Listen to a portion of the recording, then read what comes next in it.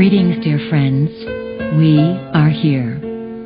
It is our intention to assist you in creating a new vision, a vision that inspires you to live and love on planet Earth. Like a priceless jewel buried in dark layers of soil and stone, Earth radiates her brilliant beauty into the caverns of space and time. We ask you, as seekers of the great stories, to proclaim an allegiance to Earth. Pledge the transformation of yourselves, which is the journey through light and dark, and honor Earth's momentous role in setting you free. Your task at this point in time is to activate the living library of Earth, to restore Earth and the human version of life to the forefront of creation. This is the journey you are on. We ask each of you to open your mind and heart, for within your body and Earth herself lie the answers to the great mysteries you seek. Although we appear to exist from without as a collective of Pleiadian energies calling to you from the future, we also exist within you. We are your ancestors existing within you as well as without. We are you on the golden spirals of time, cycling the epochs of existence, calling to you yourselves to reconsider all you thought holy. We ask you to reevaluate the purpose of your life, to redefine the forces that rule you, to resurrect the codes of consciousness stored in your being. It is time for you to reclaim your knowledge as a creator through thought, to recall the purpose of the living library of Earth, to restore beauty through value of life, and to remember who you are. Journey with us now through the mysteries of your world. Picture yourself on an excursion through the image of 12 and lay the concept of 12 out in your mind. Imagine yourself experiencing the numerical symbols of 1 through 12, as in the 12 months of a calendar, the 12 movements through the signs of the zodiac, or the 12 hours around the clock. And then add to these symbols your own personal avenue of 12. Imagine you have 12 strands of DNA, and that these activate and connect to your 12 chakras, which are energy doorways through which you access your spiritual heritage. Herein lies a key. Your challenge is to know yourself through your imagination, accessing your inner networks and bulletin boards of reality which are invisible to your naked eye. We are here for the game, the codes, and the master numbers.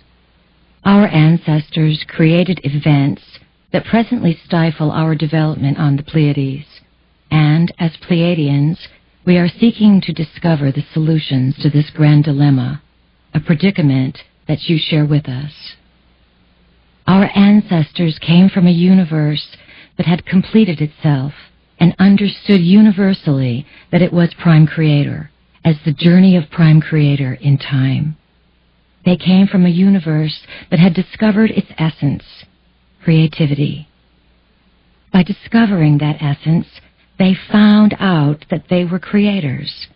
They came into the Pleiades because that star system would someday be able to help you at a most challenging time, a time when you would be ready to reconnect with Prime Creator. Our ancestors are also your ancestors. They gave their DNA to the original planners, and this DNA became part of the DNA of the human species. The plan was to create an intergalactic exchange center of information within your planet Earth. It was an extraordinary plan involving a beautiful place, for Earth is located on the fringe of one galactic system and is easily reached from other galaxies. It is our intention to assist you in coming to a greater understanding of the Pleiadian experiments that have been influencing Earth.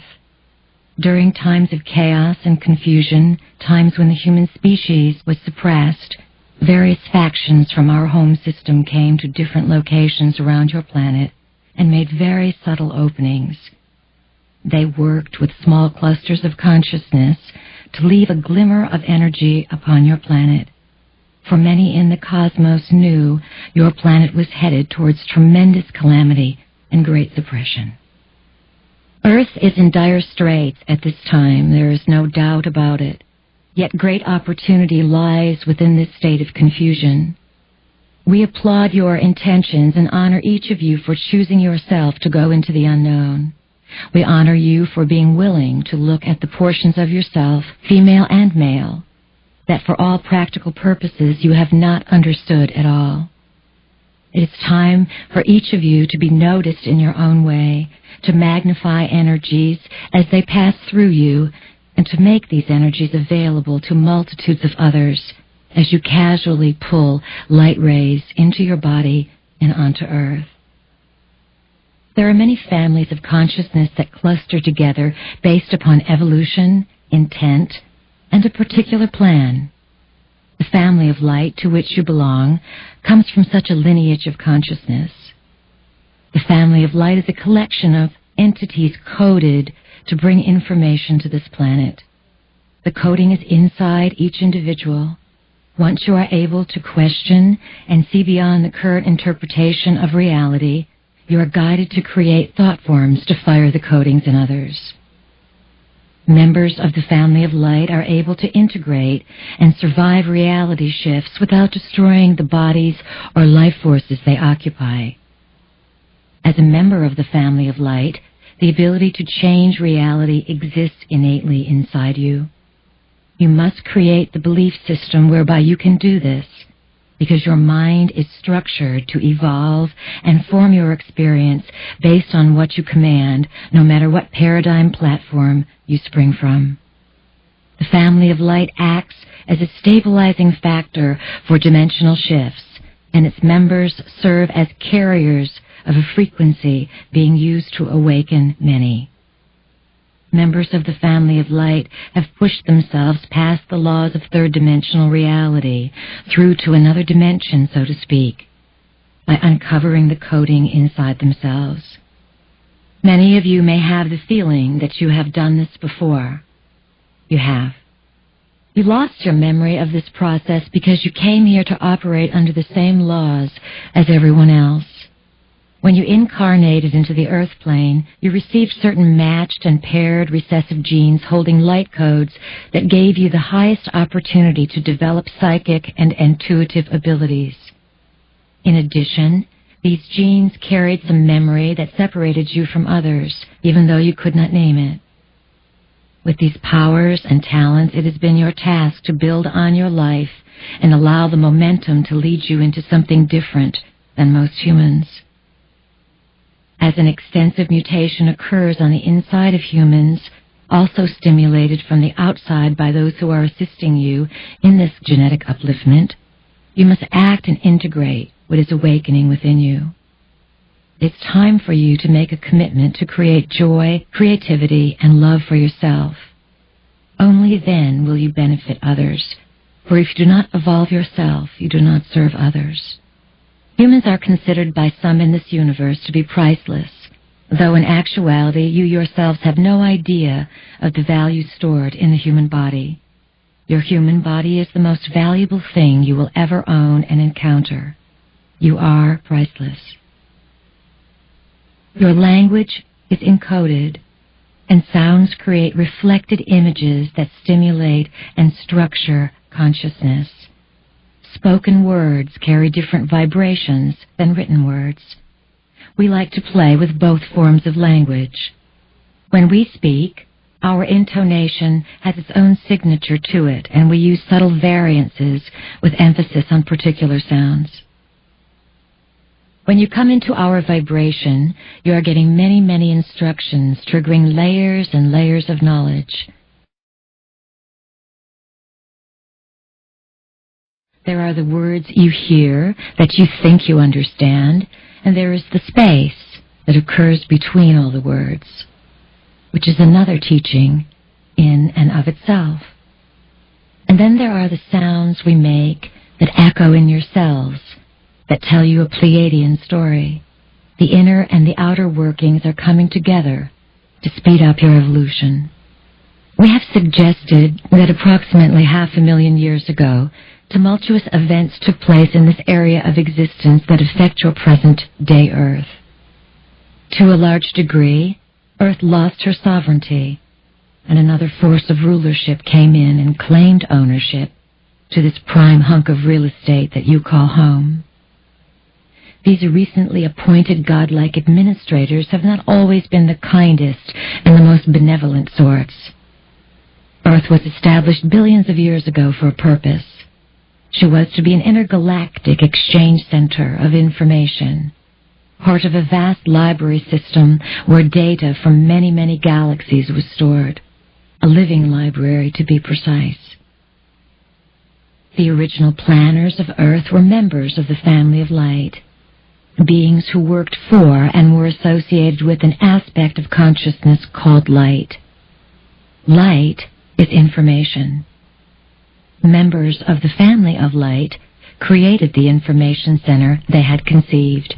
They designed a place where galaxies would contribute their information and would be able to participate and share their specific knowledge.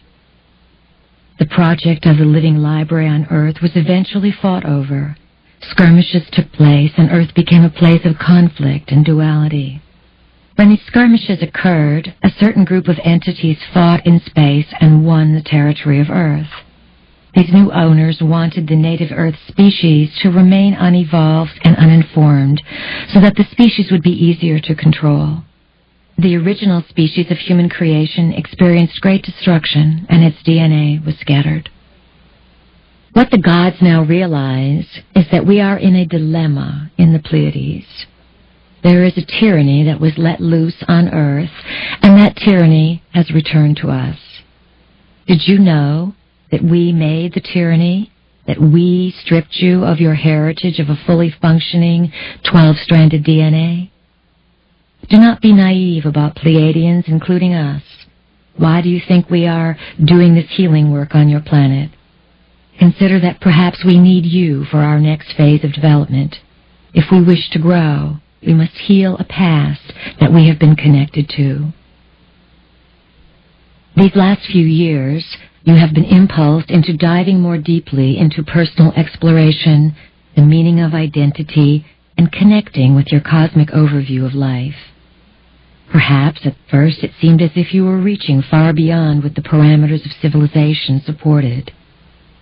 As you met in quiet clusters everywhere, letting out your deepest yearnings and knowings and secrets that you had your whole life, you began to realize that perhaps you were not so far outside the parameters of civilization. Perhaps civilization was moving as you extended the boundaries.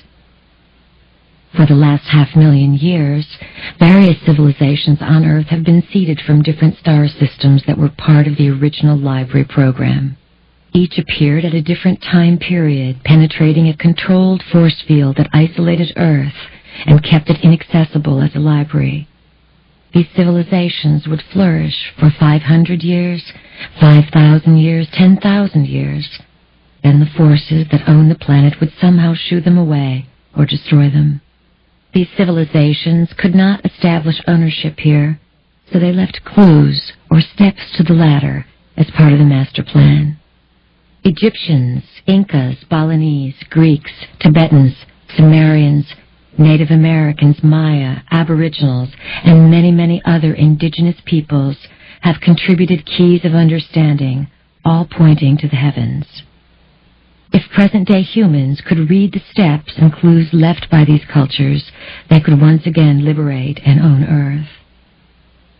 Over time, an idealized form of civilization was transduced here on Earth to meet the greatest needs of the people. The greatest teaching brought to the planet was the ideal that all humans are created in equality and that life is to be honored in all forms. Expand your concept of existence and imagine this. For an occupation, game masters orchestrate realities and then insert these realities as life forms onto different planets. Game masters are brilliant. Not only do they conceive of the game and create the entire blueprint for the civilization to flourish in, down to the finest artisans and beggars, they seed themselves into the civilization as well.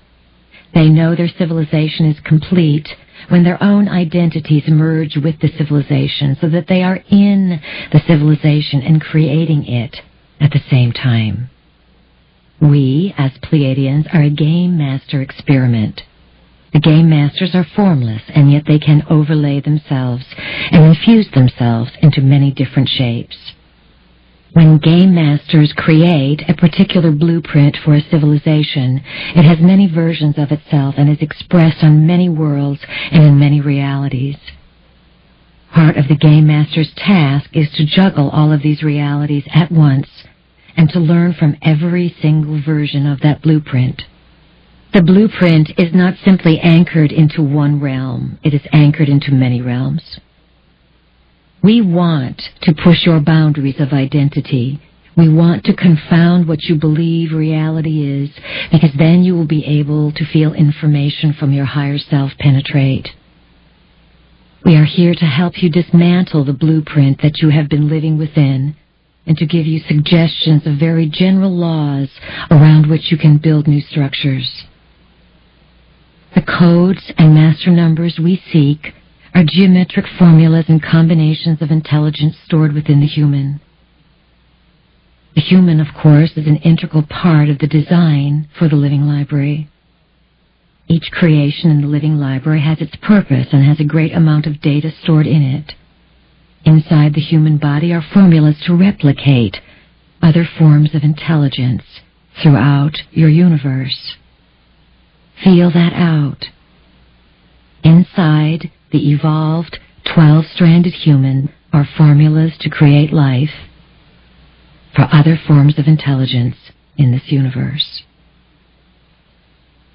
You are a transducer of energy.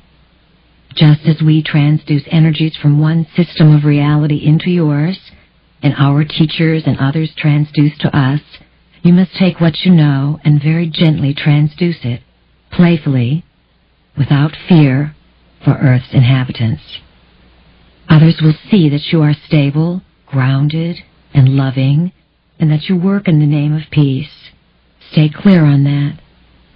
Always adhere to the concept of peace as you reach for something currently unknown, and make friends with energies whose looks could frighten others. You are doing very, very powerful work. It is our intention that those of you who know us and are familiar with our energies have a lighter step on the planet and are able to live the keys that we share with you. We give you keys straightforwardly, and we trick you. We always trick you. It is wise that you learn to be a little suspicious of us. If you are not, you are a fool. Learn to have skepticism with all things, and learn that sometimes we have great reason for what we do, even though perhaps it is not apparent to you at the time. All we do is create imagery from which you can evolve. Do not hang your hat on our story. Listen to the stories of everyone, and then make your own synthesis. Figure it out for yourself. Every teacher on the earth plane at this time is offering you a clue. We offer you one clue. We simply have our own snazzy way of doing it. We have our own personality and our own agenda, and we know how to stimulate you, to get you to move and be uplifted. We know how to set you free, and that is what we are after. It is our intention to return the value of human existence to the forefront of creation. We work with very ancient beings called the Keepers of Time, who steer your universe. The Keepers of Time are the original instigators, the innovators of the living libraries. They are creations of the game masters. You must be, and we use your human terms here, very highly evolved in order to make contact with the Keepers of Time. Like the yogis and shamans of your world, the Keepers of Time possess ambiguous personalities. They are enigmas. Although they are known and respected, none know where they dwell, how to contact them, or what they look like. It is our fortune to be able to work with the Keepers of Time. They are our teachers, as we are one set of your teachers. The Keepers of Time have tricked us into discovering the living libraries. They have tricked us as well into figuring out how to activate these libraries, because the Keepers of Time do not want to lose their universe. The keepers of time do everything in their power not to lose this universe, because if your universe destroys itself before it completes, it will not fulfill its purpose. They see that it is headed towards destruction and separation, a separation that they, in fact, support. The separation that the keepers of time are concerned with is the separation of existing life forms from their essence. It is through this method that reptilian and other energies are creating tyranny. There are civilizations in space that are dying because they do not have access to the living library in the same way masses of humans are dying because you do not understand and have access to your own bodies. You are integral keys. The courage and faith that you have in yourselves will determine the course of experience for all of existence. As Earth moves into a place of balance and synchronistic union, she will create a geometric lineup with 11 other libraries that make up this library system. When this alignment takes place, the 12 libraries will create their own configuration of light that will reshape your universe, signaling connection, a certain victory, so to speak, for all of creation. You are linked to the 11 other libraries, and your task is to unite all 12, creating the spinning of the 12. Just as you are spinning 12 chakras to open and connect information inside yourselves, you're going to spin 12 libraries back into existence. The 12 strands of DNA and the 12 chakras have many parallel 12s that move with them. The story of 12 is quite profoundly expressed all over your planet. It is deeply embedded within the mass psyche of human consciousness and has been employed throughout time, in your terms, as a method to structure and convey information from one system to another. The story of 12 grounds the idea of meaningful existence into your world. The earliest use of the ancient teaching of 12 was the concept of the zodiac, a narrow belt 18 degrees wide on either side of the ecliptic, which is the apparent circular path of the sun around Earth. The zodiac was divided into 12 signs, with 12 houses, conveying knowledge about creation through the idea of interweaving and linking 12 significant parts. The zodiac was believed to be alive with memory, and it played an integral part in Sumerian, Hindu, Chinese, Egyptian, Chaldean, Greek, and Roman civilizations. Your 12 chakras are collections or pockets of energy where events can emerge. They hold memory and identity, and each corresponds to a strand of DNA. The first chakra stores your core identity. It deals with who you are and how you survive. It opens you to journey into yourself and the foundation of your core beliefs. The second chakra relates to creativity and sexuality. It opens the records of your beliefs and experiences in these areas. These first two chakras correspond with your traditional knowledge of 2 strands of DNA. The issues affiliated with identity, survival, sexuality, and creativity have challenged you for millennia. The third chakra relates to your solar plexus, your gut, so to speak. When open, it assists you to feel and intuit your way through life. In women, because of menstrual bleeding and childbirth, this area is often more active and regarded with great respect. Your will, power, and feelings lie here. The fourth chakra aligns with your heart, which, when open, connects you to all of life. Compassion flows from this center, allowing you to understand the why and wherefore of what you perceive. The flow of compassion takes you beyond judgment, which acts as a trap to separate you. The fifth chakra is found in your throat, opening the great gift of vocal expression through which you speak your truth. The sixth chakra activates your third eye, stimulating your ability to see beyond the confines of 3D. The seventh chakra is at the crown of your head. When open, it connects and circulates spiritual energies to your cranial area. Once stimulated, the pineal and pituitary glands, as well as the hypothalamus, play active roles in linking you up.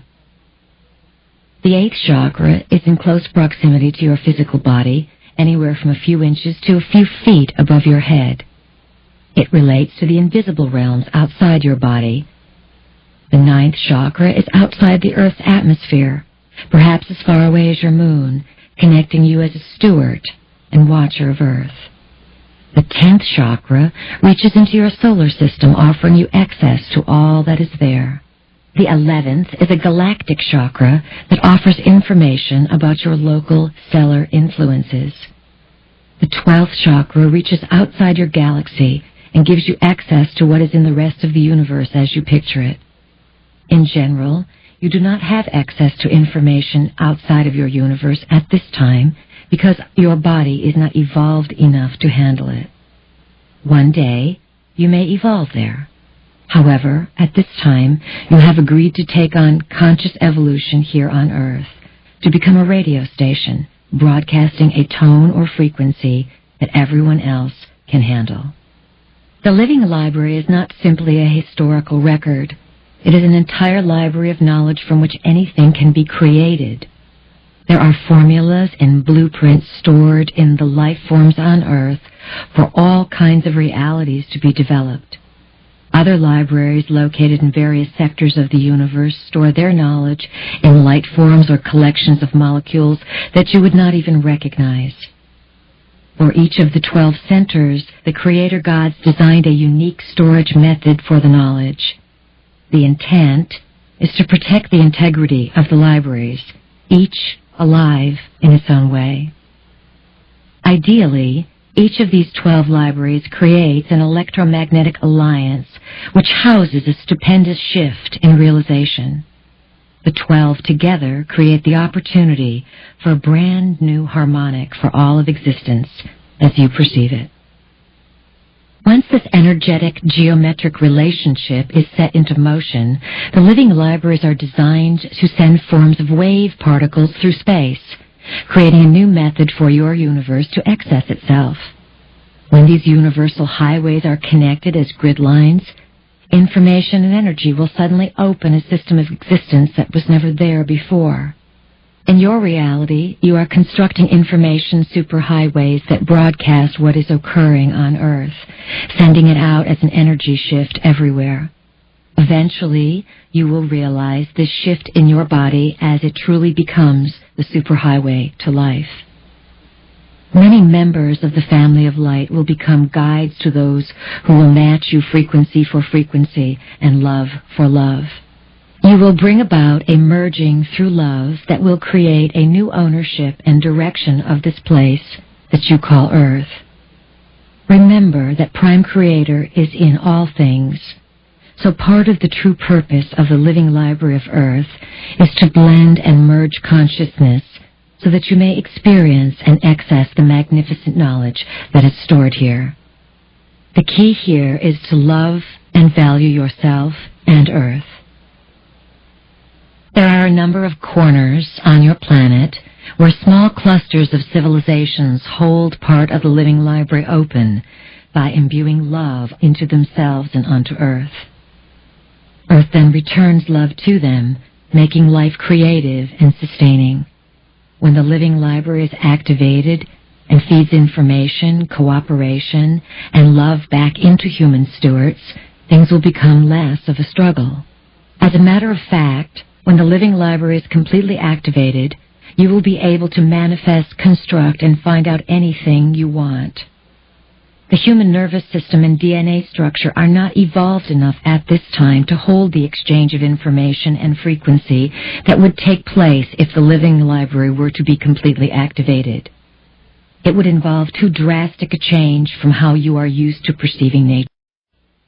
When the Living Library is in full bloom, intelligence will speak from all parts of existence, and we mean speak. You will spend an hour communicating with one particular flower. During this time, you will be entranced by the knowledge you will discover in walking 3 feet. There will be a gradual adjustment within all living life forms so that each evolves and opens simultaneously, creating a matching and a meeting of vibration and consciousness. Remember, everything is alive. Animals are brilliant and are much smarter than humans. Many are now moving to this world of light, which is why there are so many so-called extinctions taking place. Many of these animals are very in tune with the quality of life. They know that the quality of life they desire cannot be found anymore in your global sphere, and therefore they are departing. The animals were given to you as companions upon this planet. It has been up to you whether you eat them or not. The animals do not object to being eaten if that adds to the quality of your life and to the quality of their lives. Animals were designed and created to be your companions, to occupy the space, to teach, show, and share the way with you. The animals are a biogenetic creation based upon genes that were gathered from many different solar systems and planets. Their creation allows representatives from those systems to have a genetic link with Earth, and therefore the ability to peer into and broadcast into this world. This facet of creation has never really been understood. Each species serves a purpose for you. Cockroaches that are overrunning your life may have to do with issues that you are not facing that are attempting to come to the surface. They are quite a hardy species and have survived many a shift of energy, learning to transmute toxins over and over again. They are here to remind you to look at that which is not necessarily dressed in its own finery, that which is inside yourself that needs to come out. Plants grown in a toxic-free, loving environment, nurtured and spoken to, send out a response to that treatment. The plants and trees outside the house want the same thing. So do the plants in the field next door. They want the same love, and they bend and move in the direction of love being expressed. There are plants that, when ingested, connect you to other forms of self and other forms of consciousness. The whole concept of altering your consciousness through plants has been given an unfavorable name in your Western world, associated with what you call drugs. In many sacred ceremonies and rituals, it is understood that certain parts of the plants of the living library are ingested so that you may further understand the living library. So, if you would, open your mind to the idea that Earth grows things that allow you to understand her in greater detail.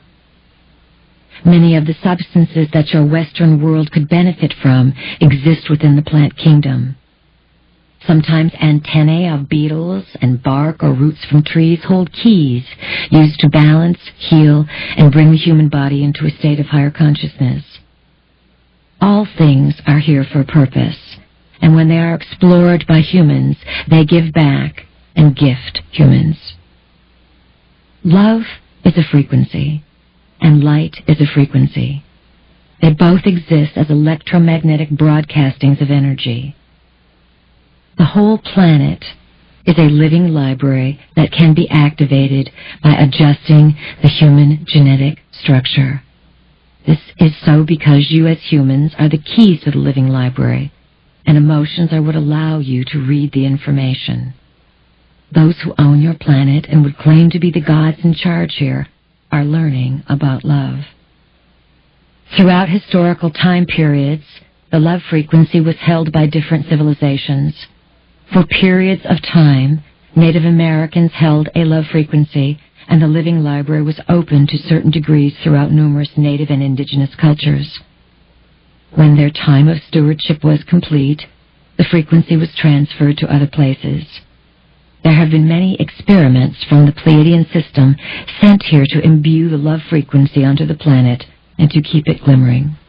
On the Pleiades, there is a huge difference that is being made through all of this work that you do. We want you to comprehend that.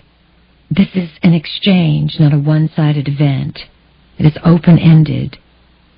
The changes that are evident in your lives have corresponding effects elsewhere as a result of your clear intent and investment of energy. It is our intention and deepest desire that you live to see and feel these effects, to know your multidimensional selves as spanning the worlds of both Earth and the Pleiades. We are the intermediaries, those who open the gates make introductions, and show the way. A gigantic force of intelligence awaits, stating, "We want to meet the humans. We want to work with them. We want to be involved with this project." And we have said, "Hold up. You can't flood into their lives because they are fragile. You must be patient until they get to the place where it will be easy for you to meet." We want to assist you in redreaming the living library, making it into a new place with a new form of vitality. There are a few places where the living library is already activated. It is not just that the land itself is alive, it is necessary that human consciousness translate and work with the aliveness. That is what makes the living library, because it is through you that the living library is accessed. A living library without humans is incomplete. You are the essential component within the living library. We would like each of you, as you walk on earth, to speak to the blades of grass, the grains of sand, the petals of flowers, the butterflies, the insects, the ants, the birds, the bees, the ferns, the leaves, the drops of water, the dew, and to state your presence. State, "I am here. It is my intention for you to release to me what knowledge has been stored within you as a living form. I am now here to receive it, to translate it, to understand it, and then to transduce it out to the rest of the planet. I am desiring to activate the living library of this planet." We would like that to be your living meditation and intention. Allow the land, the living library that is alive with the love frequency, to move into your body. Earth is alive and holds the knowledge you seek, and your consciousness affects what Earth reveals. All people who penetrate and discover the realms of the unknown and the domains of the mystics have unique experiences and interpretations of reality. Humankind is coded, and as you evolve, you follow a pattern. Your blueprint leads you into a concealed library of knowledge within you. The gods who formed Earth planted devices called chronometers that measure the evolution of human consciousness. When enough people awaken and trigger the chronometers, new data is opened on the planet. The mass consciousness is suddenly opened because enough people on the planet are able to follow their blueprints and respond. When you visit ancient sacred sites that you call power places, you experience electromagnetic formulas for higher consciousness. You often pick up what you left there thousands of years ago for you to reclaim. By journeying to these places, your body is exposed to these energies and accesses the blueprint along which you can evolve. The ancients built temples and megalithic structures in particular places to utilize the accumulation of energy in vortices. Each of these sites had a specialty. The great stone circle of Avebury in England was used as a dimensional doorway for various star systems, particularly Sirius, the Pleiades, and Arcturus. The stones were placed in a specific configuration that used light as a key to draw these stellar energies to Earth. Thus, an exchange of information was possible through a human-Earth stellar link-up. Such sites offered the energy of fertility, and couples would journey to make love at the sites in order to conceive, creating lives energized and characterized by the vortices. Other locations were designed as broadcasting stations, as calendars, or as oracles to read the future and expand reality. When you enter sacred sites and intentionally imagine your chakras as doorways of energy, opening to your personal memories, the sites become activated. Imagination is the most powerful force available to humankind. The ancients had the ability to feel the abundance of energy in these locales. They tapped into and used these enhanced places where lines of energy joined forces, and there was a merging and meeting of dimensions and other worlds. If you never get to go to a sacred site, and you spend time only in your backyard, you are not going to miss out. The intent to open your memory banks and to activate collective memory, plus your exposure to the frequency of materials and artifacts from others who have been to these places, are all you need to experience your own awakening of the energies. Since the early 1980s, crop circles have become conspicuously abundant in and around the Wiltshire and Salisbury Plain areas of Great Britain, where numerous stone megalithic structures remain to this day. Mysterious markings appear as if by magic in the grain fields throughout the English countryside. They are synchronistically aligned to the sacred sites of Stonehenge, Avebury, and Silbury Hill, all widely recognized as places of celestial attunement. Part of the purpose of the glyphs is to pave the way for the mass consciousness to grasp what is inconceivable at the present time. You are not alone. The complexities of the markings will become more pronounced as the glyphs accelerate your awareness of other life forms. Ancient prophecies speak of signs upon earth and signs in the sky. There is a plan within a plan within a plan. There are friends in the sky and beyond, orchestrating layers of influence over and above what you can conceive of now. There are combinations of forces within the crop circles, and you will see them as light geometry dancing around in the air. The glyphs create shifts that will bring data to you. Then your challenge is to comprehend this new knowledge and to have your feet on the ground and your head at the top of the universe, all at the same time. Can you hold that imagery? You are vast, and you are capable of connecting with the deepest cosmos and grounding it into the earth. Geometry and mathematics, coupled with planetary and star knowledge, are the basis for the construction of dimensional doorways. Knossos on the island of Crete, Stonehenge, the Great Pyramid, the Acropolis, Delphi, Machu Picchu, Tiwanaku, and many others serve as doorways to other dimensions. These structures, built through the use of sacred geometry, totally confound present-day science. There is a mental distortion that prevents geometric structures from anchoring themselves more permanently on this plane of existence. Because your human capabilities are incomplete as linked through your DNA, you cannot mentally assist a structure in maintaining itself into being. All influences, both inner and outer, must be factored in. The elements of earth, air, fire, and water are as crucial to consider as the element of human thought. Geometry conveys its own teaching as it manifests into physical form. Shape and size radiate the essence of sacred geometry, creating knowledge transmitted from dimension to dimension.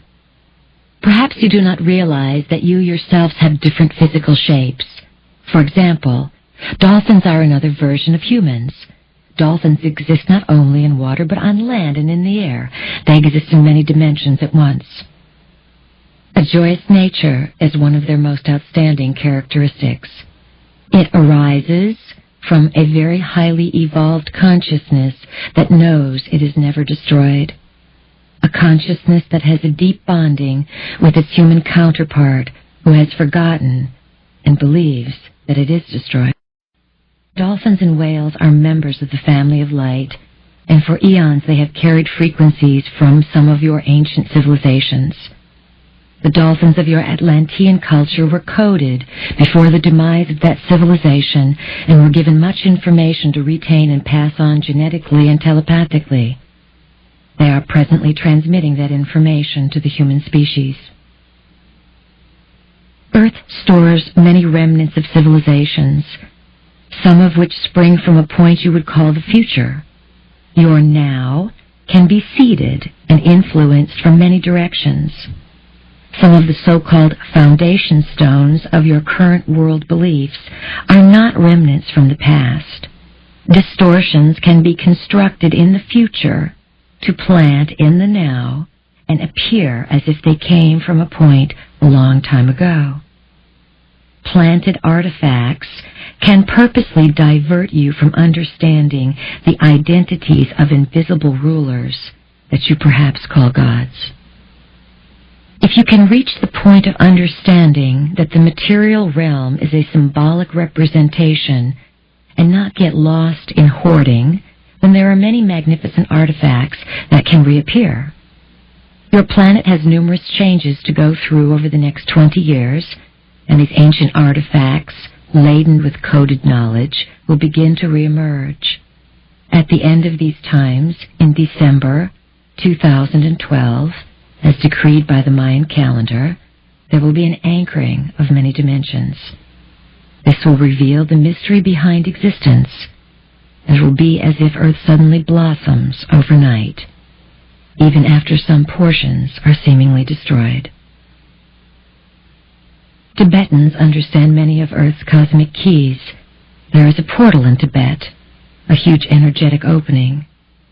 Portals are composed of quarters of time. The Tibetans, basically up until the 1950s, diligently maintained an energy doorway. Over hundreds of years, they have acted as guardians and emissaries for those who ventured through. The Tibetans have been working with extraterrestrials for eons.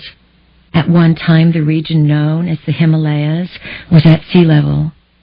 Under the mountains of Tibet, there are huge veins of gold and caves filled with crystals. There are artifacts stored there that indicate the ancientness of civilization. Included are many physical bodies that have been preserved. The Tibetans had a predilection for preservation just as the Egyptians did, only they had a different method involving gold. The Egyptians employed the mummification process, which involved memory from Atlantean times when people were rejuvenated and restored if their DNA was intact. Gold is part of what allows dimensional doorways to be opened. It anchors portals and brings about transmutation, and is reserved for more than costumes, crowns, masks, and jewelry. It holds the highest vibration and is a premier conductor of electrical current. When gold is stored or created in great abundance, light portals can be opened and access to other dimensions unfolds. Understanding the communication process, both inner and outer, is a key to a peaceful Earth. The inner you communicates continuously with a you that can be called your higher self or your inner teacher. It is a version of you invisible to your current perceptions that nonetheless has a powerful influence. As your psychic awareness increases, it becomes easier to know what someone else is about because it is energized by their being. You are able to read energy as your communication skills expand to consider new ways in which to translate meaning. A form of communication that can free you from the traditional interpretations is toning, the process of allowing sound to move through you, playing you like an instrument. Toning is a key to releasing stored knowledge. It unlocks a doorway and allows information to flood into your body. In this age of information, you are steered away from the natural sources of gathering knowledge for yourself. You have been sold the idea that television is a great source of information. You damage your own consciousness and the potential that your consciousness has when you give over your time to television.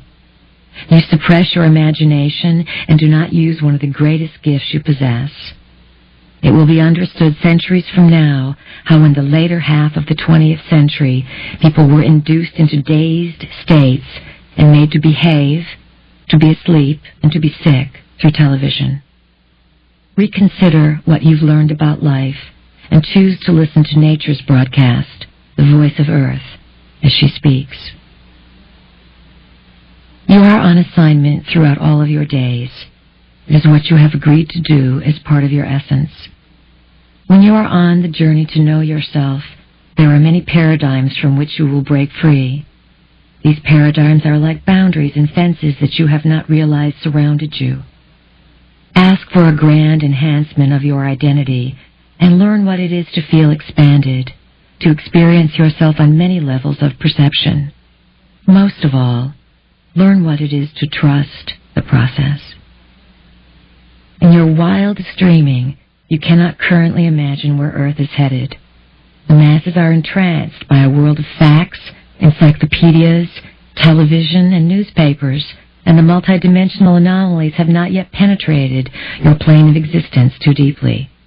When they do, things beyond what you can conceive will begin to occur. As a journeying entity, you were called an impulse to explore Earth as a place within the solar system that serves to stage life and is a home for ancestral codes. Earth is a birth house where life is created and experienced. Recollect for a moment the idea that the game masters are parents of civilizations by means of conceptualization. They create and hold thought forms and then proceed to distribute untold plans to draw meaningful life into their creation. They experience the web of existence as a force and field of unlimited awareness that is intelligent and responding. Perhaps you are aware of those who watch over your home and experience it as a place to visit and play with reality. This is your recognition of yourself. You are becoming aware of yourself as a game master, experiencing Earth as a native within your own creation. Recollect the concept of the game masters creating civilizations, then becoming immersed within their own construct of reality, only to awaken to this knowledge. Earth, in terms of time, is quite ancient, and there are stories concerning her that have long been buried and hidden away. Sumerian records hold numerous keys for expanding an understanding of your ancestral lineage. The records maintain that for eons a caste of celestial characters with multiple agendas graced the stage of Earth. These ancient records recall a time, hundreds of thousands of years ago, when two ruling brothers, Anki and Enlil, were in charge of the Project Earth. These visitors, called the Anunnaki, came to Earth from the heavens and played God. They created what they wanted on Earth based on their own intentions. Their purpose was to experiment with life and create humans to dwell on Earth. These gods are your ancient parents, having seeded a version of Earth's genetic line with their influence.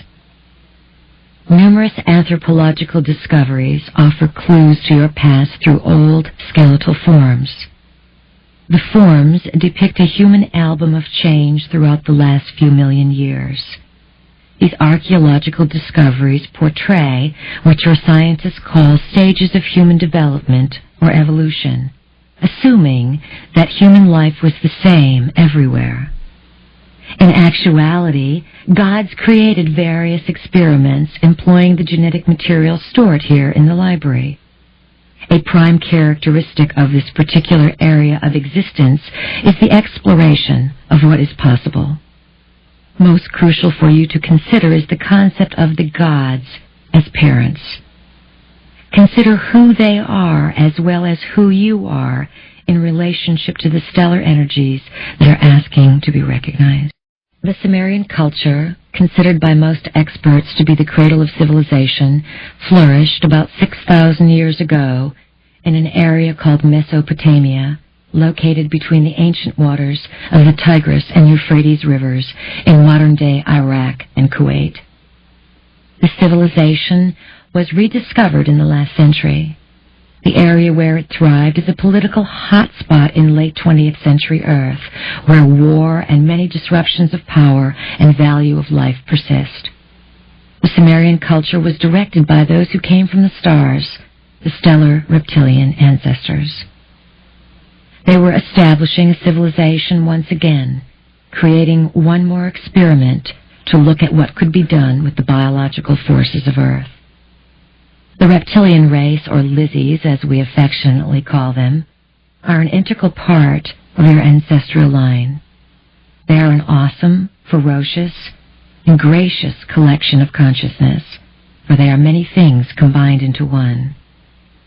These reptilians are important for you to understand as aspects of existence that connect you to the deep taproot of your own heritage, your past.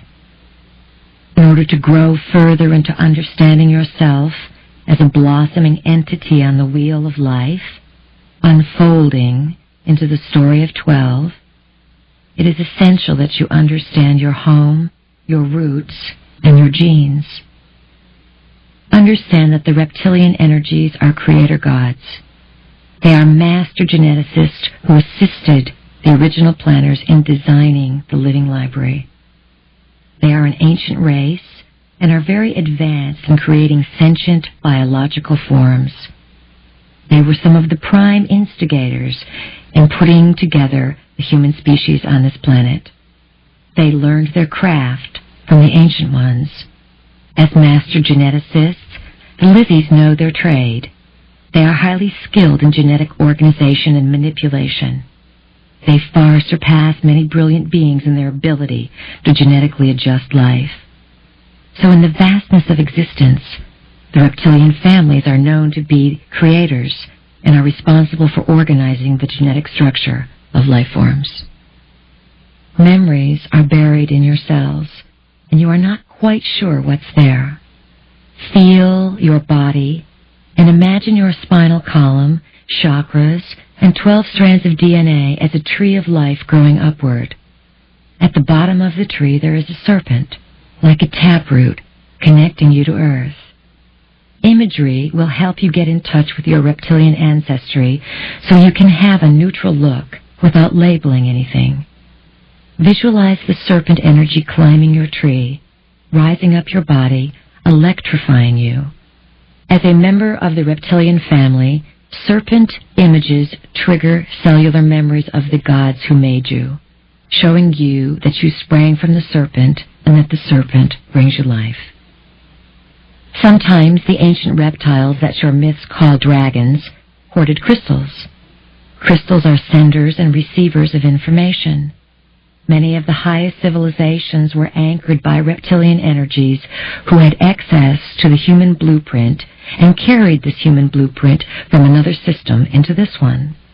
The reptiles did this by bringing a tremendous amount of crystalline energy and hoarding, collecting, and storing it inside lairs or caves as underground bases of operation. Then they sent versions of themselves to the outside world as their representatives, very often in the form of snakes. It was the only way they could enter the outside world without being harmed. If they had come out in their dragon nature, the consciousness of the existing humans at the time could not have withstood the encounter. Many people would like to abandon Earth at this time, as if she is no longer a worthy place to live. Angry voices don't like the conditions of the cities or the water. As if the Earth herself created these conditions, we would say to you, what better place would you find? Your home is what you make of it. Many of you are very disturbed by the masses of people that continue to choose to kill and go to war. We remind you that those who believe in this experience will create it and seek it out. You can exist in a parallel reality simultaneously with this and not attract it to yourself. There is a great cleansing that is occurring, and you cannot stop it. The energy of Earth is being sped up so that those energies with which you vibrate in the core of your being and those truths you discovered from your ancestral line, you will manifest forward. It is a traumatic time because it seems as if the systems that represent family and civilization are falling apart. Those systems that do not work are indeed falling apart, and you will be rattled to the core of your being to find something that will work and that values Earth. If you cannot take care of your home, then perhaps you do not deserve one. Earth is a priceless jewel, and you are considered by many to be the integral key to this gem. Yet in your own misguided sense of purpose, you have sought to exalt the self without honoring the stage from which you can explore life. Conflicts exist within the mass consciousness as to what the priority is today.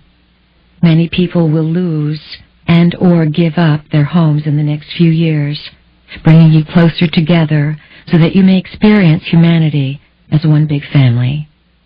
When you unite, perhaps through challenging situations, you also will understand those who have been outside your family, these other forms of life, who are waiting to be integrated as the dimensions open up, will reveal the immense creativity and variety of reality. Earth needs you in the same way you need the billions of bacteria that live inside your body, performing functions that operate without your conscious directive. One isolated microorganism could be quite toxic. However, together, they know what to do. They don't poison you. They eat everything so that you do not die. If they were not inside you, the food you eat would not pass through you.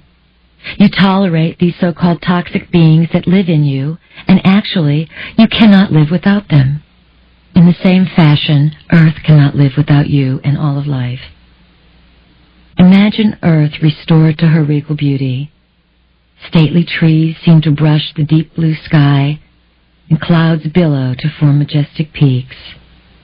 The songs of birds fill the air, creating symphony upon symphony, each one orchestrated for the moment. Learn to feel alive.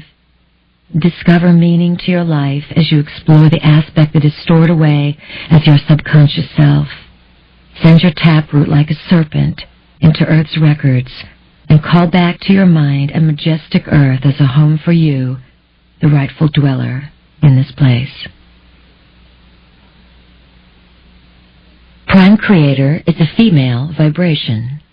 The source, as we know it, is a feminine vibration. The consorts of this feminine principle, the male vibration, in competition for the love of the goddess, began splintering off in a misuse of energy millions of years ago. You are one fragmented part of that misuse of energy. Two Pleiadian sons of a mediocre god took over Earth, had a battle between themselves, and created the present-day dilemma. In the larger picture, it was a minor family squabble. The Divine Mother Goddess fragmented and made herself into many forms to be the consort of numerous gods. They wanted to appease and love and be in this vibration of the Mother, because this is where all of the creative vital forces come from. Feel, in the deepest core of your identity, the nurturing, the gift, and the mystery of the Mother. There will be a return and an awakening to Mother Goddess energy. You will find in this decade that all of your religions are based on a false ideal. They are all based on a controlling, cold-hearted, patriarchal movement, when in actuality it is the Mother Goddess who is behind all things. We, in the Pleiades, have discovered the root cause of our misuse of energy. We have not honored the Mother. We have done things to gain the attention of the Mother, yet we have not valued the Mother's creation, the Mother's gift. When you explore the Goddess, you begin to value life. When you value life, you don't overpopulate Earth, and you don't kill. What must come to the forefront of the world's paradigm is an understanding of what life is, what death is, and what all species are, and the fact that everything is interconnected, that everything is connected to the same source. We would like each of you to get to know the Goddess. Make it your quest to call the Goddess to yourself in some way. Invite the Goddess to teach you about life. She will begin working with you in ways that are quite profound. Many of you have called us, the Pleiadians, into your life. We play with you, and you know our vibration, our humor, our tricks. Even we work with the Goddess. The Mother Goddess represents the love principle. We have mentioned the frequency of light, light being information, and the frequency of love, enlisting creation. The deepest underside of Pleiadian information is its sensuality and sexuality, its creation through the love vibration with the Goddess. Working with the Goddess energy requires a deeper exploration of the feminine principle. The Goddess is calling for an honoring of what she allows to be created through the core mystery of the blood, to the very gift from her own womb. The blood and its mysteries are key to understanding yourselves, your genetic line, and the living library itself. The blood is a living symbol demonstrating cyclic evidence of your connection to the ancestors and the codes of consciousness stored within all beings. Your blood is rich with stories. It is filled with patterns and designs of a geometric nature that reorganize themselves according to your state of consciousness and intent. In order to awaken to a new view of life, you must be willing to reconsider and make changes. Your thoughts are recorded by your blood. They are imprinted with a distinct font according to your feelings, and then radiated outward for all worlds to read. You are the sum total of yourself in physical form because of your blood. Often, women have been in disdain of their menstrual blood rather than honoring it as the source of their power. The blood carries the genetic code, and because the Mother Goddess is the source of all things, this is where the code comes from. It is where the story is hidden. Menstrual blood can be used to nurture plant life, to mark the earth, and to let earth know that the Goddess lives again. Women, if you are still bleeding, become wise in honoring your body and your blood. Your blood is one of the highest sources of fertilization and territorial marking that you can call upon. Understanding the blood mysteries is key to connecting to the source of your power and deep inner knowledge. You can mark the land where you live with your menstrual blood. You might start out with the cardinal points, north, south, east, and west. Then over time you can continue to imprint earth, like a painter laying strokes on a canvas. You can dilute the blood with water, thereby increasing the amount. You can bless it and use crystals to hold the vibration. This process is considered to be marking the goddess territory. It will draw plants and animals that have a new vitality and that feel that they are one with the goddess. If you want to have a fertile garden, the best garden in town, use your blood diluted with water. Your garden will flourish. You will find that your blood can accelerate the growth of food. It will accelerate many, many things. It is not a mistake that women bleed. It is one of the grandest gifts. It is the elixir of the gods. Aboriginal women save their menstrual blood in pouches and use it to heal wounds. There are many things that women can do with their blood. Some of you don't like the idea that you are women. When your bleeding occurs, you find it an unpleasant, uncomfortable, painful, inconvenient time and experience. Men often have no idea what goes on, so it is an awkward time for them as well. In the days ahead, contact the goddess, open your heart, and discover where the bleeding can take you and teach you. For within the bleeding process lie many of the keys to bringing the goddess back onto the planet. There is a need to return to the sharing of power through partnership. Menstrual blood is highly oxygenated, the purest of blood, and it carries decoded DNA. It is the oxygen that decodes those strands and allows the restructuring of the data. Your scientists are now playing with a third strand of DNA. They are learning how to build strands of DNA based on photon lights, fibers in the body that we call light-encoded filaments. The energy of the goddess is moving rapidly, ready to work with those of you who are willing to remember her call. Her instructions are to honor your bodies and earth and your sexuality, because it is through this process that you are all created. We know that some of these ideas make you uncomfortable, and that is why we bring them up. Embrace the fullness of your bodies and of what needs to be done, and get on with it. Work together, play together.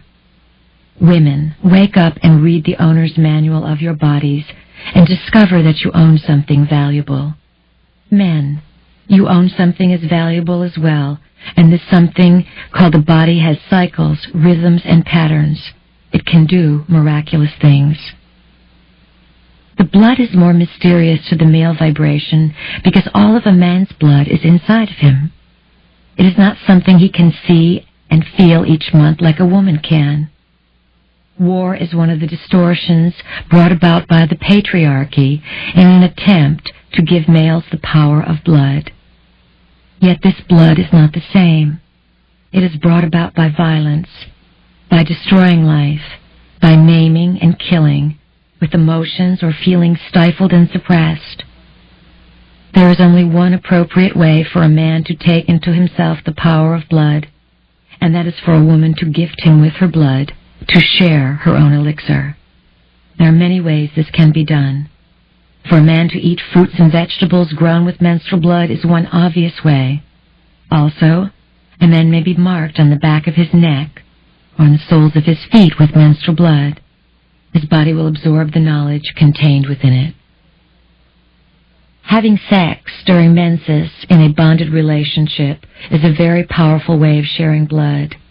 This is a very ancient ritual, and we do not advise any random sexual exploits to share menses blood. It is a sacred and powerful act. Why do you think there has been such a taboo? Why were you steered away from the blood mysteries for eons? Perhaps because it would open doors of knowledge that the gods did not wish you to have. Blood contains the archives of personal, planetary, and celestial experience. When blood is experienced in a sexual union, you are flooded with waves of knowledge, much of it beyond your present ability to understand and integrate. It may take years for the profound knowledge decoded in your body through blood to unfold. The male counterpart of menses blood, of course, is sperm. Sperm, like computer chips, carries the code of intelligence for the evolution of consciousness. This is presently being measured by the degree to which the male vibration can remember and embrace the goddess. It is the sperm that decides whether a child will be a male or a female. The egg remains the same. The sperm makes these decisions. Sperm is the mother's story encoded in the male vibration and contains the interpretation of how the male remembers that story. In women, blood is the vibration of the color red. In men, sperm is the vibration of the color white. Mixed together, blood and sperm are another elixir. It has been the worst heresy to even think that men would touch women who were menstruating, let alone have sex with them, let alone mix semen with their blood, let alone taste it.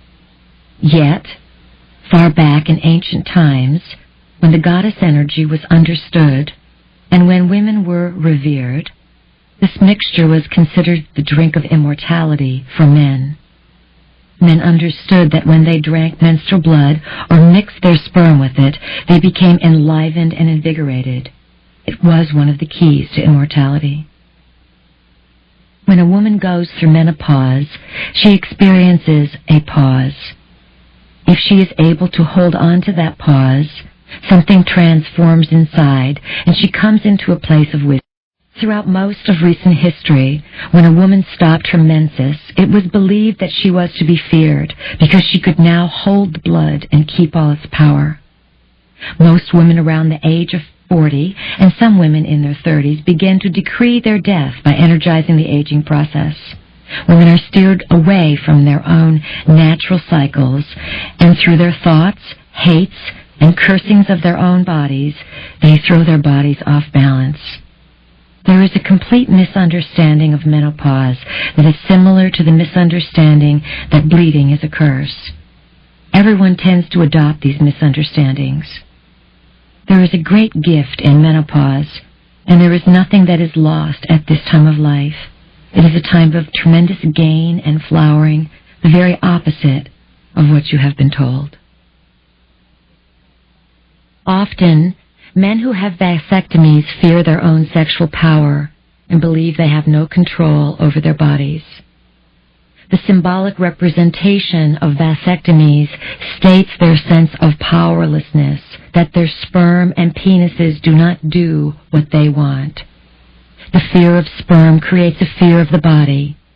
Those who have vasectomies also speed up difficulties with their prostates, for shutting off the flow of sperm creates difficulties in the body. We do not recommend vasectomy. We recommend that you learn how to use your bodies rather than condemning your body's functions and creating detours. Be open to a sense of wonder as you reconsider your sexual beliefs. To be alive is to know the goddess. Look for this force in yourself and in everything around you. Say, "Show me, goddess, who you are. I want to meet you."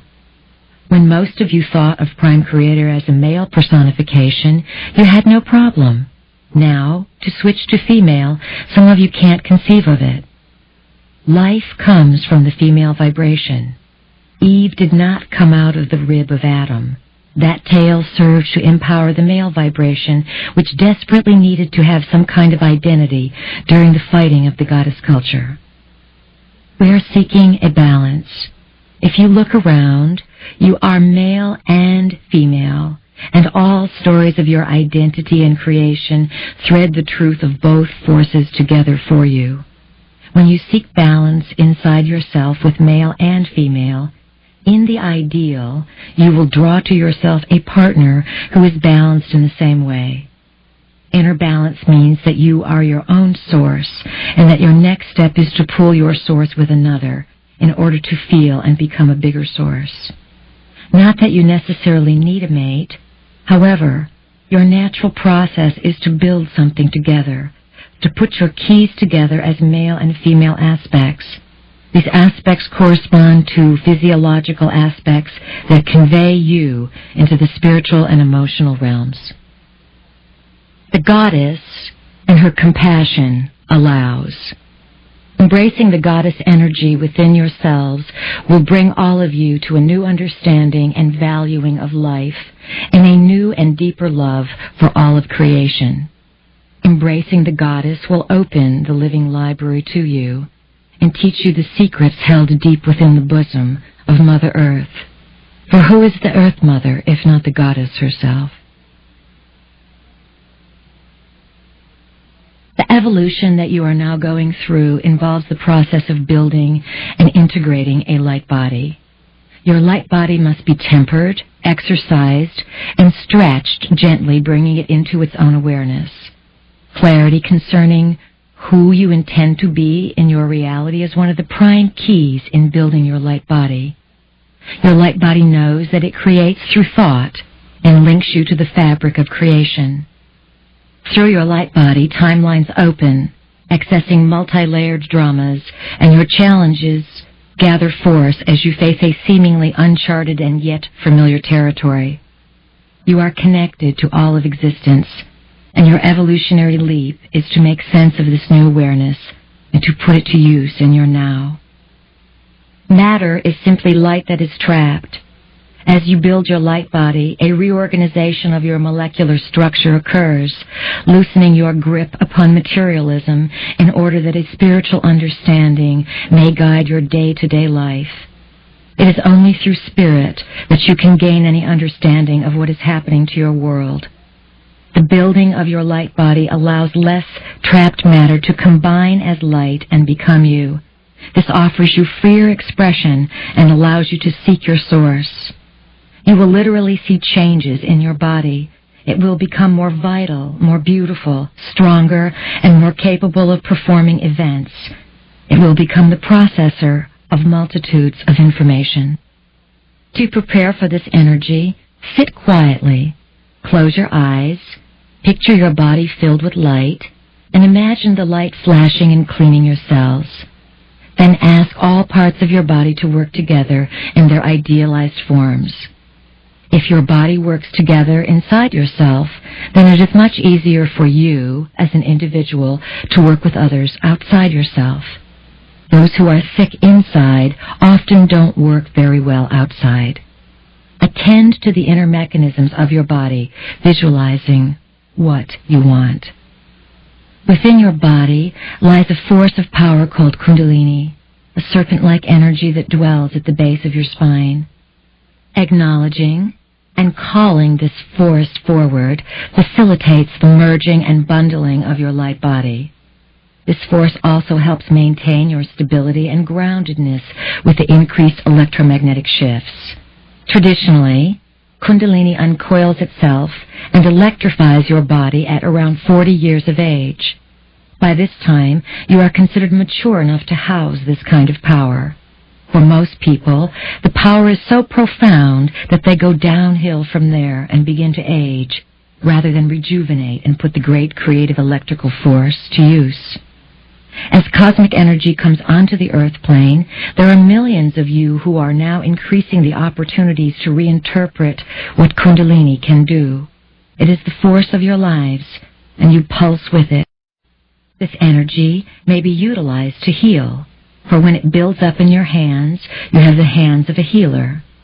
Many of you would be very surprised if you peeked a few years into your own futures and saw the so-called unexpected, including what you will be able to do with the energy coming out of your hands. There are individuals now who are able to hold their hands together and make a piece of paper catch on fire.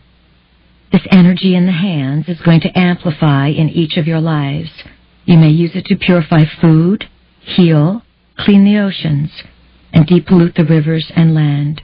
You will be able to transmute the toxic pollution that is everywhere around your planet. Your planet is going to survive its transmutation process as you recognize the power of imagination, which is tied very closely to memory. Imagination acts as a movie screen in your mind that holds images and creates blueprints of consciousness. Your body is filled with memories of different worlds, as well as different time frames from the now you perceive. As Earth evolves, you'll become capable of pulling up these concepts and blueprints and finding the teachings in their purpose, as well as their significance to your now, based on what you know. Bringing memories of other times and places into your current reality unifies the significance of your life. It creates a healing by helping you understand the purpose of self-inflicted wounds. One of the most important keys we can give you is this. Love yourself, honor the vehicle that you occupy, and act as if you are priceless. Act as if you lucked out and received the best thing possible, your body. Honor Earth as well with love and respect, for it is here on Earth that you stage your fanciful dramas. Love yourself and Earth on your ride through the universe, and your journey will be lighter. Sex in 3D can provide the energy through which you can emerge to higher consciousness. It can lead to an essential part of your multidimensional development. Sometimes it is difficult to hear about sex because you hold on to judgment of traumatic events that you are ashamed of or that you feel bad about surrounding your sexuality. Everyone has something stored away concerning the sexual parts of themselves. To a large degree, there has been a plan to influence you to feel shame about sexuality and your body. This has kept you from discovering your power, purpose, bliss, and freedom. As your body takes on and integrates the new energy, memory will be awakened in you. Utilizing nature is one of the best ways to get in touch with remembering. Sitting out in nature, watching nature, being in idleness, being in the now, and letting the now expand into the ongoing, spontaneous, synchronistic moment, the ever-expanding now. Activating memory involves disengaging yourself from all the shoulds you have piled up for yourself. Are you busy running nowhere? Do you truly lead the most meaningful life that you can? Do you await the approval of others, forever a shadow of the power of radiating your truth? Please do not hide from yourselves or from others. Live. Memory is like a pool or a mirror inside your body, and it needs to be replenished and refreshed with the reflecting ability of water. Water is what enhances memory in the physical body. Kundalini fires the codes, activating the light-encoded filaments and bringing them into light. These tiny fibers are filled with information, and Kundalini moving through your body gives you the opportunity to own your own memories. Emotions are the sum total of your wealth as a human being. Emotions trigger the inner pharmacopoeia, your body's personal drugstore. In the drugstore of your body, you are the pharmacist. You write the prescription according to your emotional response or reaction to events. Your emotions create a corresponding chemical release inside your physical form. The endocrine system, which is responsible for the chemical responses to your emotional choices, will evolve. New chemicals will be produced inside your body that will help you change. Choosing a different way of receiving or translating reality will trigger inner doorways to open and produce substances that will take you into the higher realms.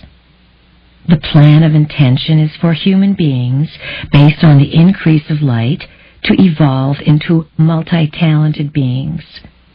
Some people are operating on 6 to 8% of their brain capacity.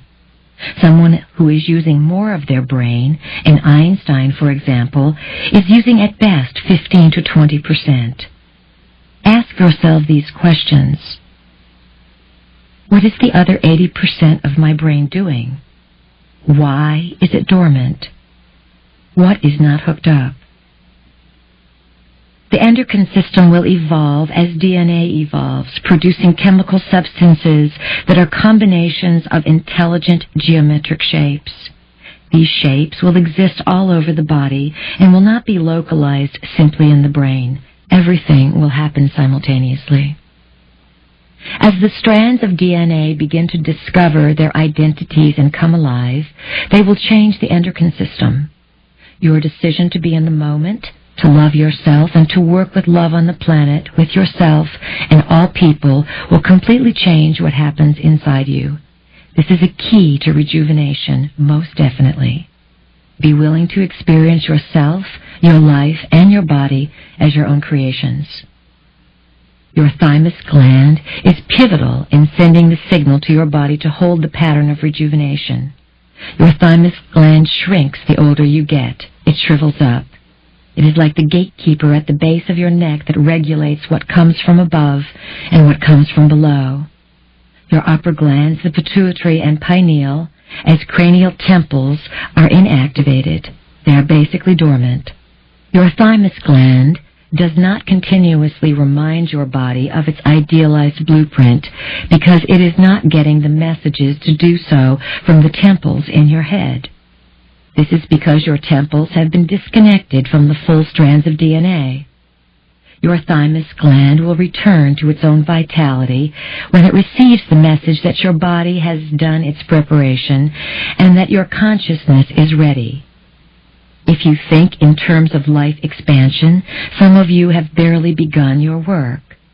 Others have training that is going to implode you into the next shift. Your work is a gift to the planet, a gift to civilization. Your hypothalamus can be thought of as the gatekeeper between your physical body and your outer chakras. Its time has not yet come.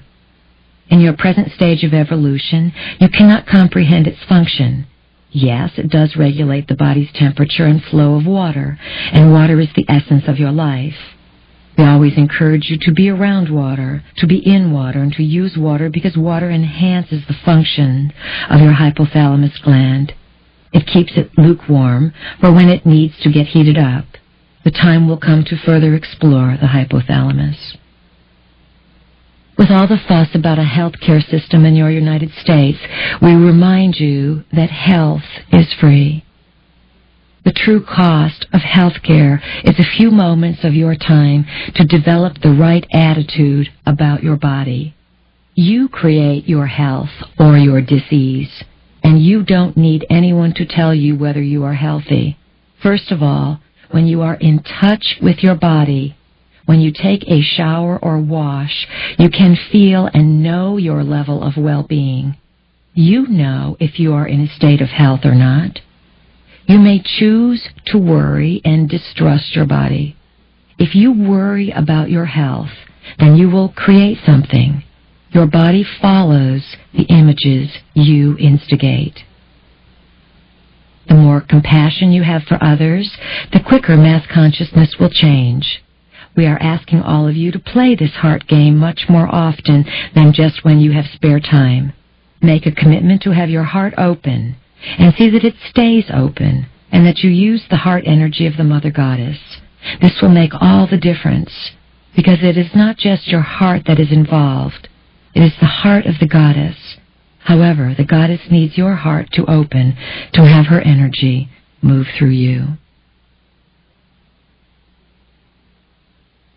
As energy increases on the planet, blocks in your physical, mental, emotional, and spiritual bodies are magnified.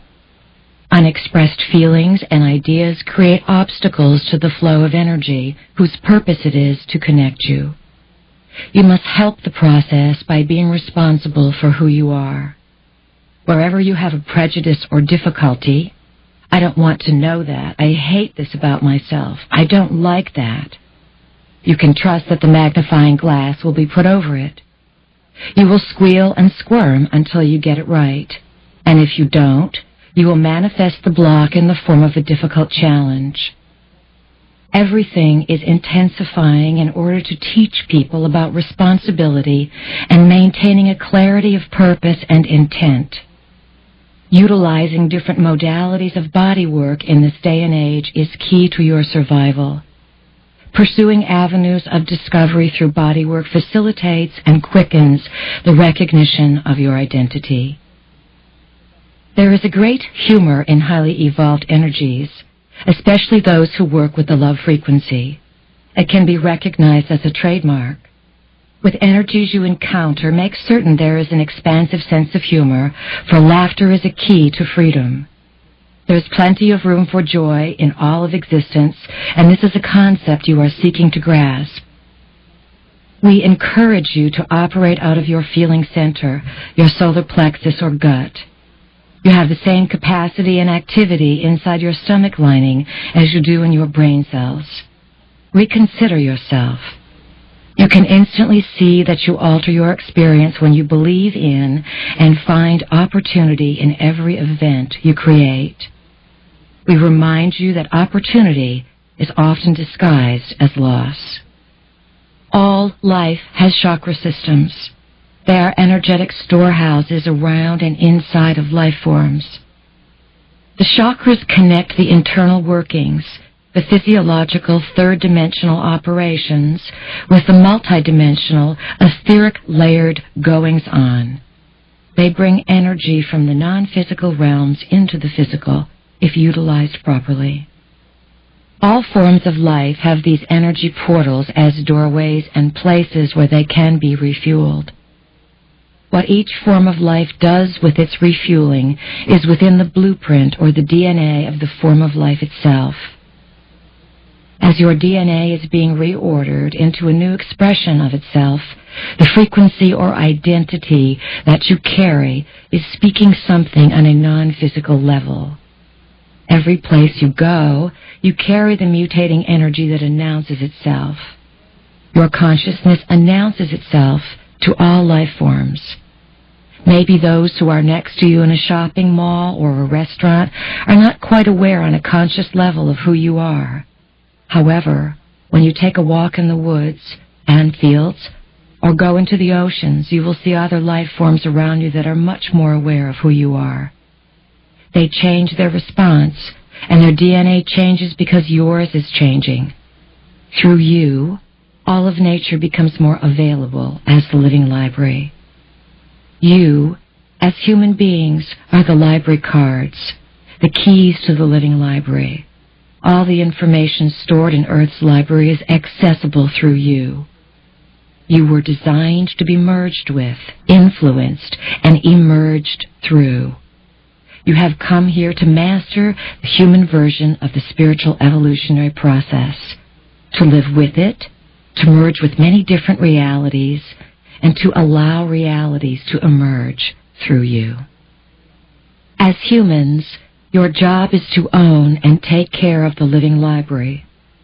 In the past, those who wanted to experience the living library would, with permission, look out of the eyes of human beings. As they looked, the humans would become the gods and goddesses in charge, the tour guides of this reality, so to speak. At one time, humans on Earth held very honorable and highly evolved positions. You had glorious, vibrant forms emanating energy and light. Just as chefs have specialties in food preparation, humans had specialized ways of experiencing the living library and accessing information. Those who desired knowledge came to experience and discover the Library of Earth. They merged with humans, who served as library cards, into Earth and all her majesty. Becoming one with other energies and allowing them to look out of your eyes in order to experience more was a divine purpose. Humans made themselves available for this process. There is glorious information that is desperately needed in existence, and it is stored here on Earth. As the reorganization of light takes place on Earth, there will be a mass merging of beings who are very benevolent, very uplifting, and very loving. They will come through and operate out of your bodies. You will still maintain your own integrity and your own identity. However, they will blend with you as we blend with our vehicle. They will be able to access the codes and master numbers that you house inside your bodies. The self is a composition of many different life forms, all making up a central soul. As Earth is being catapulted into a new direction, the occupants may perish because they do not meet the new speed at which Earth will vibrate. Or they will begin the changes that will prepare them for the ability to blink on and off into the various personalities that make up the collection of the soul. You are forerunners in this, and you are meeting the portions of yourselves that are the most imperative for you to understand. There are many of these selves to meet. You are game masters yourselves, those who orchestrated the reestablishing of Earth's freedom and the seeding of civilizations. These civilizations became alive and activated, and now you are living in one of the most exciting places and times of existence. There are many who support you and wish to merge with you, operate through you, and give you a hand with the job in front of you. You do not have to read a lot of text and balance a lot of computer sheets to carry this job out. All you need is to trust yourselves and design your reality according to your own wits by intending what you, as humans, want to accomplish. Whatever you intend to make as your signature, your mark on this world, it shall be. So dream big. The conjunctions of Uranus and Neptune in 1993 as a galactic tidal wave of light sent a bolt of electric current onto your planet and activated the potential for the third helix in humans. It triggered the light-encoded filaments to draw together and bundle that third helix. This bridged the electrical current inside your bodies that will access the self you know to the multidimensional self. What does it mean to be a library card?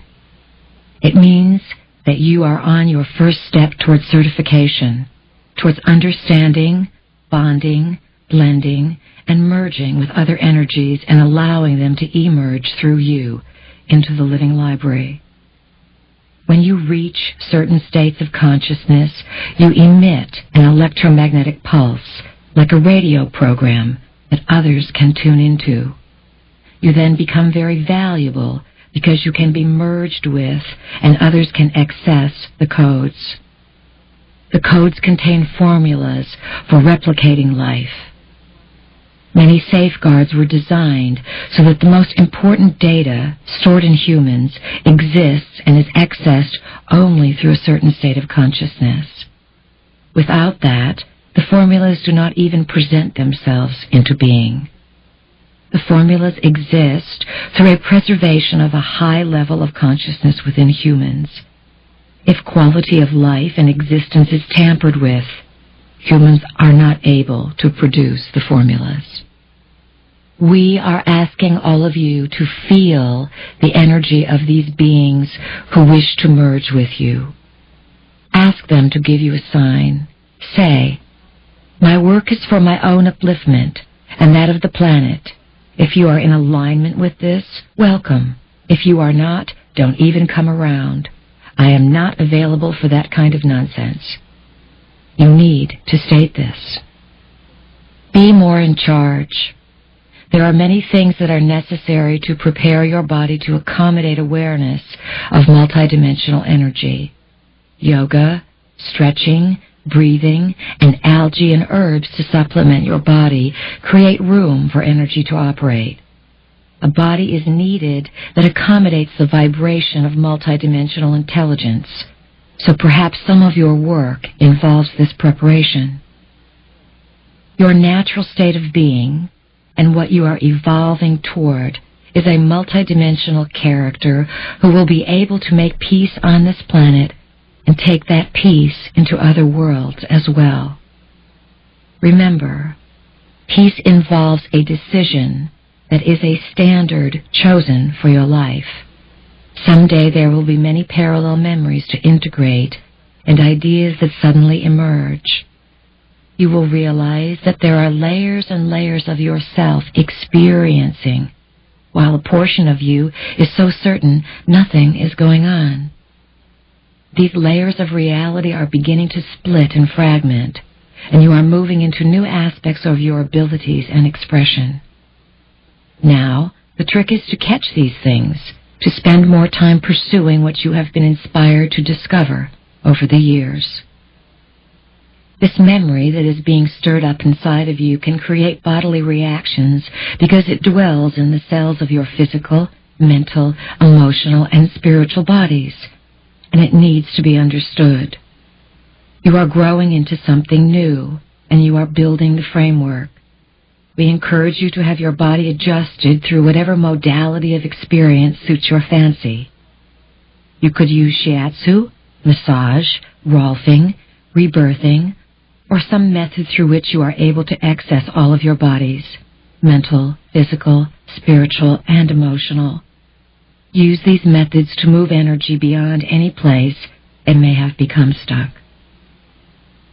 We recommend that you drink great amounts of water, spend time breathing and oxygenating, do toning, and practice allowing unlabeled sound to express itself through your body.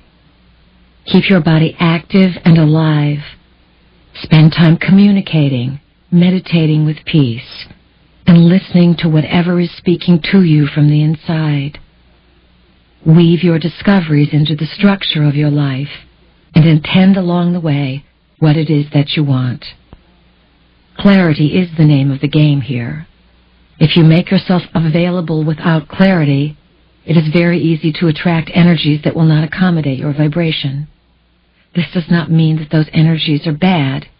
It simply means that they may resonate out of sync with your vibrational intent, which may, of course, be unclear to you. When you are not firm in the stance of yourself, confusion occurs because the energies are not integrating. Your emotions create the quality of your experience as the thought forms hanging out with you. Acting happy and perfect all the time is not the solution. Allow yourself to move through emotional experiences and learn from them. Dark moods and energies that you hold on to become habits or patterns that can create extreme difficulties. You can become what we call a cosmic hooker, an open doorway to any and all unqualified energies. Knowing that the Prime Creator is in all things, this indeed can create a dilemma. In the realm of multidimensionality and merging, animals are adepts. Animals move through dimensions. Have you ever seen an animal or a bird 1 minute, and then the next second it is gone? Animals are very concerned with the quality of life, much more so than you are. When the quality of life is in question, the animals automatically migrate towards a more sustaining reality. They remove themselves into other domains of existence where they are programmed to survive. Insects and frogs, for example, open dimensional avenues with their sounds. Others may travel on sound. Everything dreams, journeying into many realities. You can best relate to the concept of dreaming knowing that when you sleep, you go into another world that does exist. Everything exists because it is connected, whether memory is open or not. Beetles, earthworms, and frogs know they go from one reality to another. They go into other worlds, yet they are right here in this world. Many very intelligent forms of life can manifest themselves by merging with the animal and plant kingdoms. In this way, they can come peek into your reality. Now, these many intelligent forms of life want to merge with you, the library cards.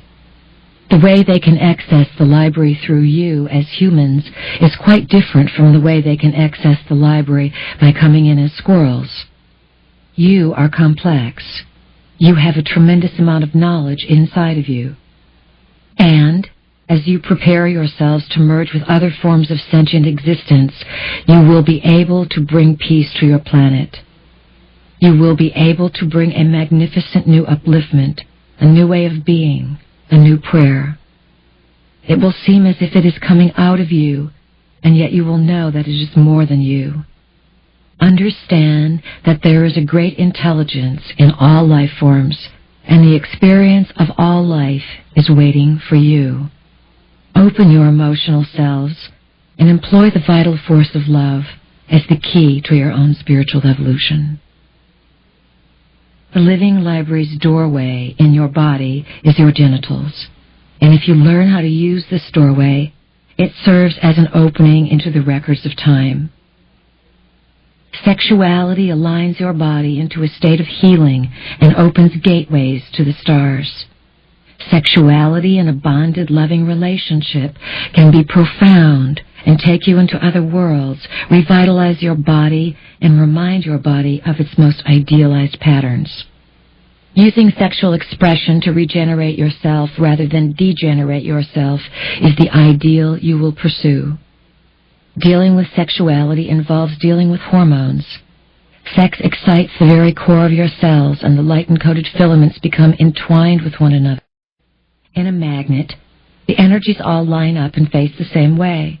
When you become sexual and do the dance that starts in your hormones, your whole body lines up in one direction. When you and another individual are lined up, you are like the North and South Poles. Your body turns into a magnet.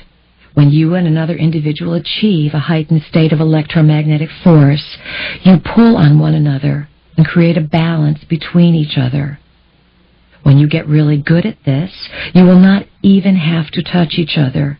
You can create this web of love between you, and it is through this force field that your inner bodies arise and go into other worlds.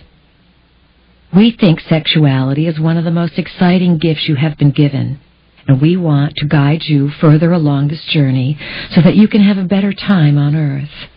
Love yourself and love Earth because they are one and the same. And that means every part of your body. You need to talk about sex.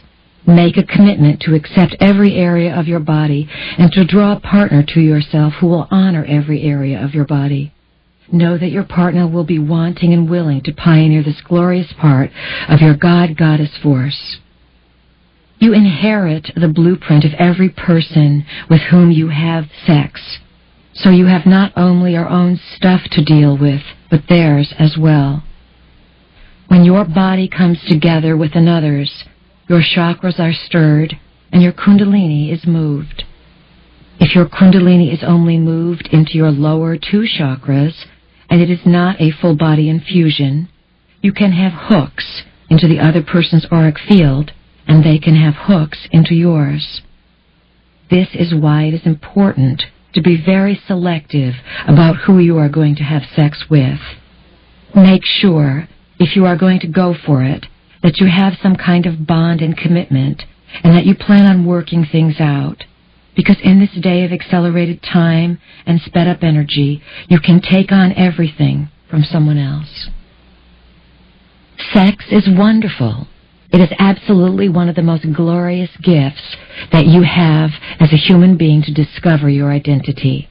However, you must learn how to use it. No one has educated you on the ramifications of the energy link that comes from having sex with people. You may want to do a number of ceremonies or rituals with the intention of releasing people's energy from your field. Smudging is a very good ritual to clear your energy field.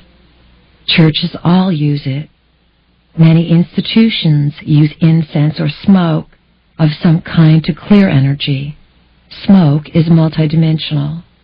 When you smudge, it is an indication you are taking a step to cleanse, clear, and release the energy so that there are no attachments.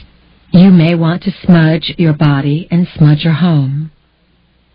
If you are a man, when you have sex, you can learn to retain a sperm and not ejaculate. There are certain techniques to do this.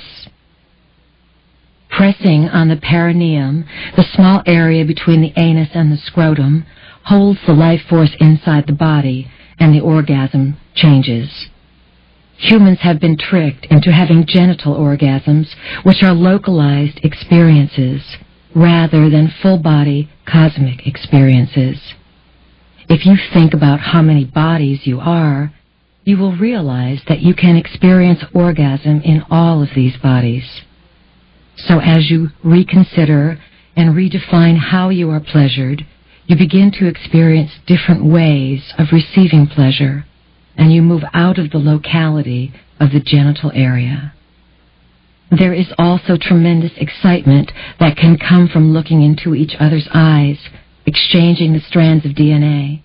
This is the heart connection into the eyes of the soul, the heart of the soul. Of course you can close your eyes. However, a tremendous amount of eye contact changes the experience. You may also wish to work with your chakras, touching especially each other's heart chakras. Put your hand on the heart chakra of your partner and keep your hearts open. Perhaps you can change your focus during intercourse to not reach climax immediately.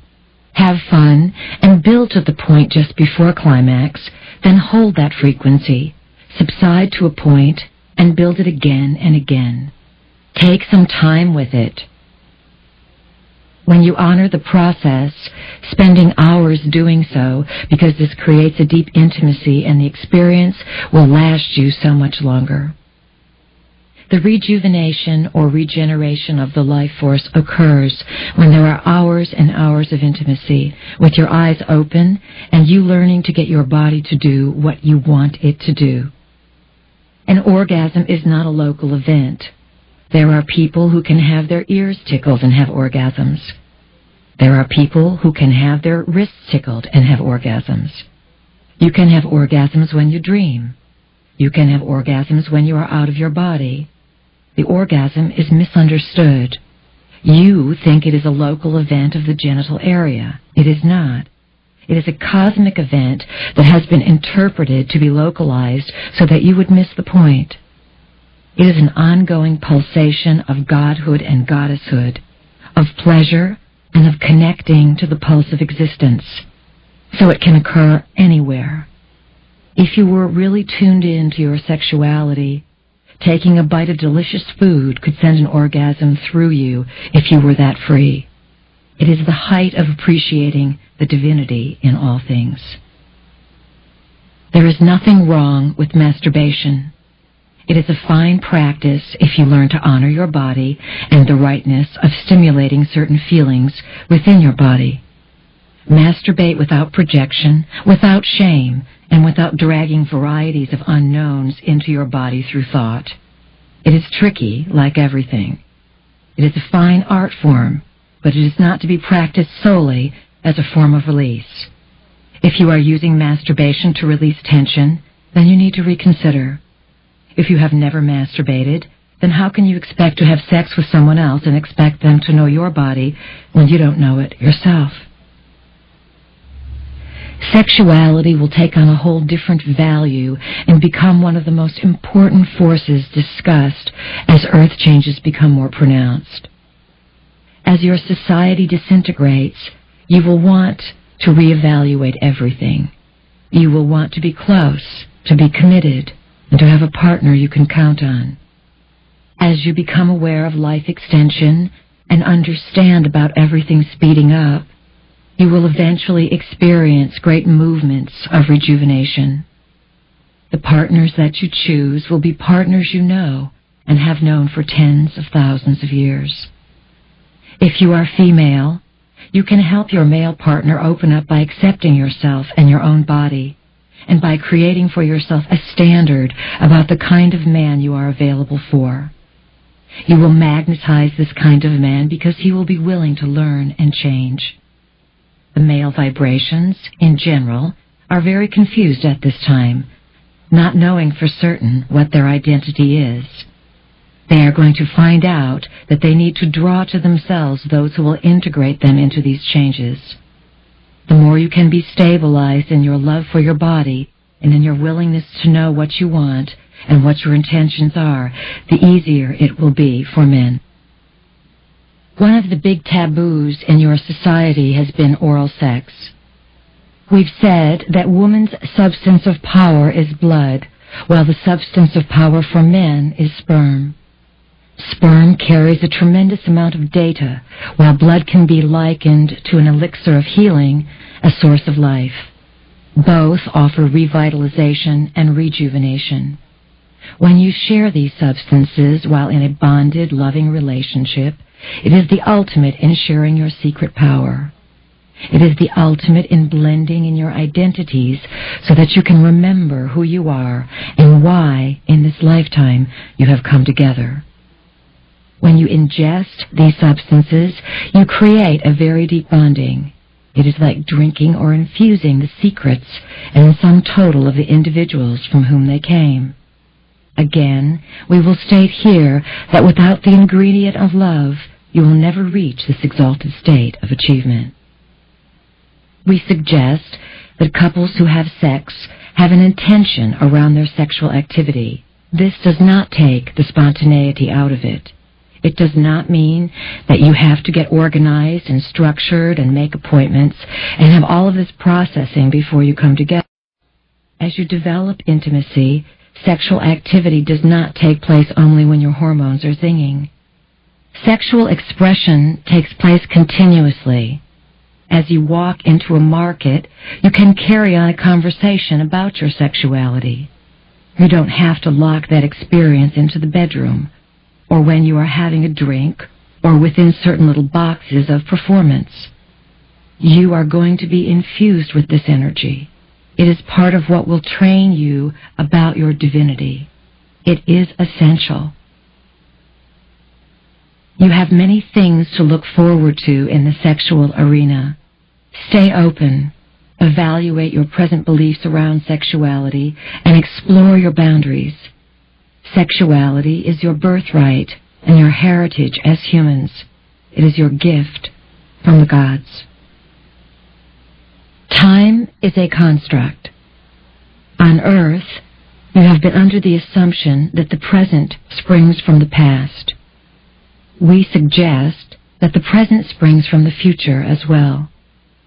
Time has many doorways through it, and the past and future both have their own validity and importance. This is all part of the ever-expanding now. The past, in its now, continues to influence its ongoing now.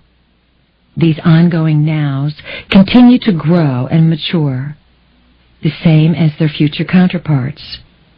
The assignment you are on involves changing your past as you spring from the future in order to create a different present. You are ruled by cycles and rhythms. A main influence that designs the pulse of life is the moon. Through the moon cycles, and by the revolving of Earth on her axis and Earth's rotation around the sun, you make and define time. The moon, of course, in orbit around the Earth, acts as Earth's celestial companion on the cyclical journeys.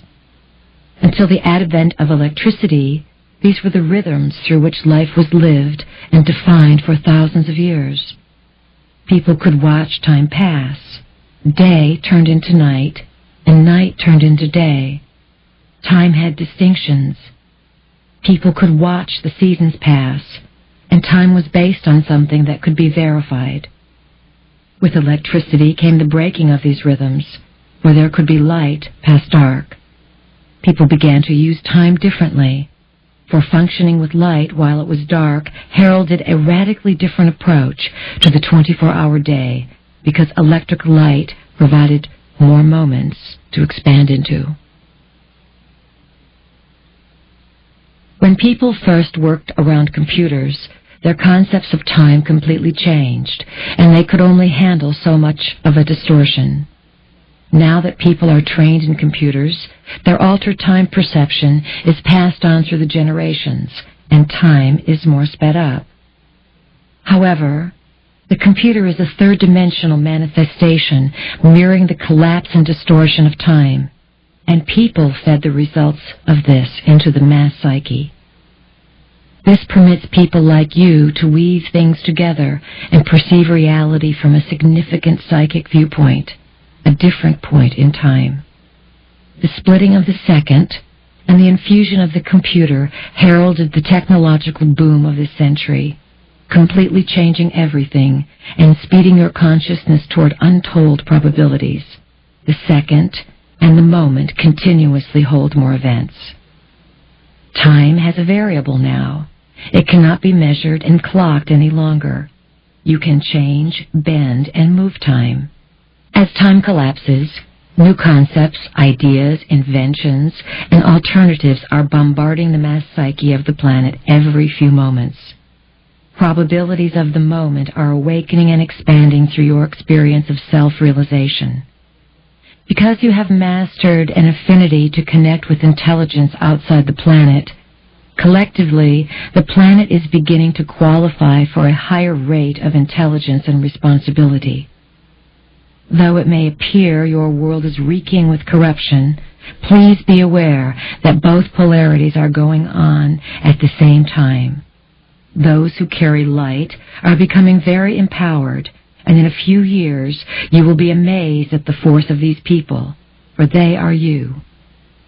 One belief you have in common is your belief in a new version of reality in which people express their freedom with respect, harmony, and cooperation, and in which Earth and each form of life, animal, plant, mineral, and human, is valued. The Maya called themselves daykeepers. We call them keepers of time. They are associated, of course, with the Pleiades system. They are masters at going into and out of time events. They are also masters at creating time locks. They cordon things off so that events can be directly in front of you, and because of the time locks, you do not see them. Time locks keep your consciousness from perceiving simultaneous time. The keepers of time that orchestrate events are like balls of light with rays that travel into many different realities and directions. The Mayan keepers of time were able to anchor on Earth the data that would make sense to future generations because they were multidimensional. They could travel backward, forward, and sideways in time, and their civilization was based upon time travel. They left many clues to this story buried throughout the land of Mexico. Their now became more meaningful because it was their purpose to grow a now that would benefit nows outside of their now. The Maya meant to create the paradigm, the description of what is going to occur, the cycles that your Earth goes through, and the cycles of time that are based on cosmic doorways. Earth's cycles with the sun, moon, and planets within your solar system have a significant effect on your physical electromagnetic body. The Maya understood that the Earth is involved in a larger system of rotation than just the solar system. That system of rotation was based on different numerical divisions. The Maya created and defined time in your system based upon their knowing that you were part of much larger cycles.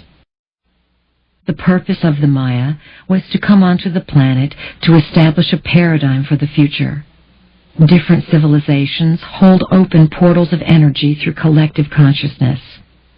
Energies that support or sustain other types of realities can, in limited number, be pulled onto the planet.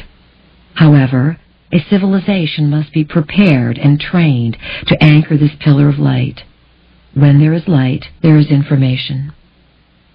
The Mayan calendar precisely indicates the cycles of the heavens and the hells. The Maya knew their day of departure, and they prepared for that closure. From their point of view, they were transported into another physical dimension. In actuality, the Maya still very much exist. They flourish. Your keys of consciousness are moving through the time locks that the Maya are lifting for you. Because they are the keepers of time, the Maya are opening many time locks all over the planet. All time is simultaneous. A planet has layers of energy grids around it that allow it to be experienced from its various time frames. In order to enter a planetary body, you must discover the portals are opening that take you into the realities of the planet where sentient life exists. You can land on a world, and it can look completely empty to you if you don't go through a portal. By going through a portal, you access all the different realities and time frames and corridors that run off this portal. So someone can come back to an Earth that existed 200 or 500 years ago. These realities exist. Layer upon layer of gridworks surround worlds. As these gridworks are shifted and moved, they create different realities and different energies. When you move or shift the grids and pass through a portal, you are able to enter worlds of past, present, and future simultaneously. There are many portals on Earth. There is one in the Mexico-Central America area. There is one in the Sinai, and there is one over Tibet. These are three major portals through which energies come and depart the planet.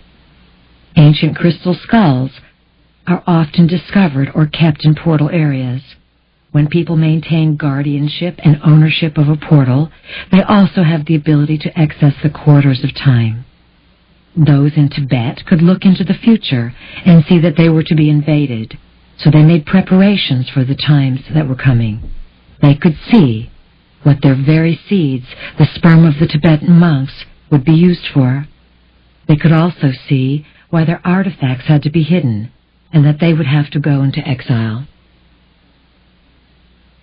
Timelines, the fabric of time, and the tubes that run on this fabric of time are all hooked into primary events. Without a primary event, you cannot hook into a timeline. In other words, the secondary and tertiary webs need to be hooked into a primary event so that other timelines can use it as an anchor. The splitting of the atom was a primary event. So was the splitting of the second. Harmonic convergence was a primary event. Primary events can be public or private events, and are events through which the course of history is affected drastically. So, in order to anchor a new timeline onto the planet, there has to be a mass event taking place. A primary event is an occurrence that is registered within the prime webwork in the corridors of time as a pivotal juncture around which all of reality transits. It can be considered an event that is a turning point for the domain in which it transpires. Harmonic convergence was an orchestrated event impulsed from the future. It was sent from the future into the past and then reorganized into the present to create a whole through which the secondary and tertiary nets could be built and find a link onto the planet. What was the link? If these webs needed a primary event to link onto, what was it in the primary event that gave them the hold? It was the consciousness of the people. The libraries are on a version of the primary web that is closed down and inactivated. The libraries are guarded. It is not easy to get into a library these days, especially from the future. So the underlying time corridors are being constructed.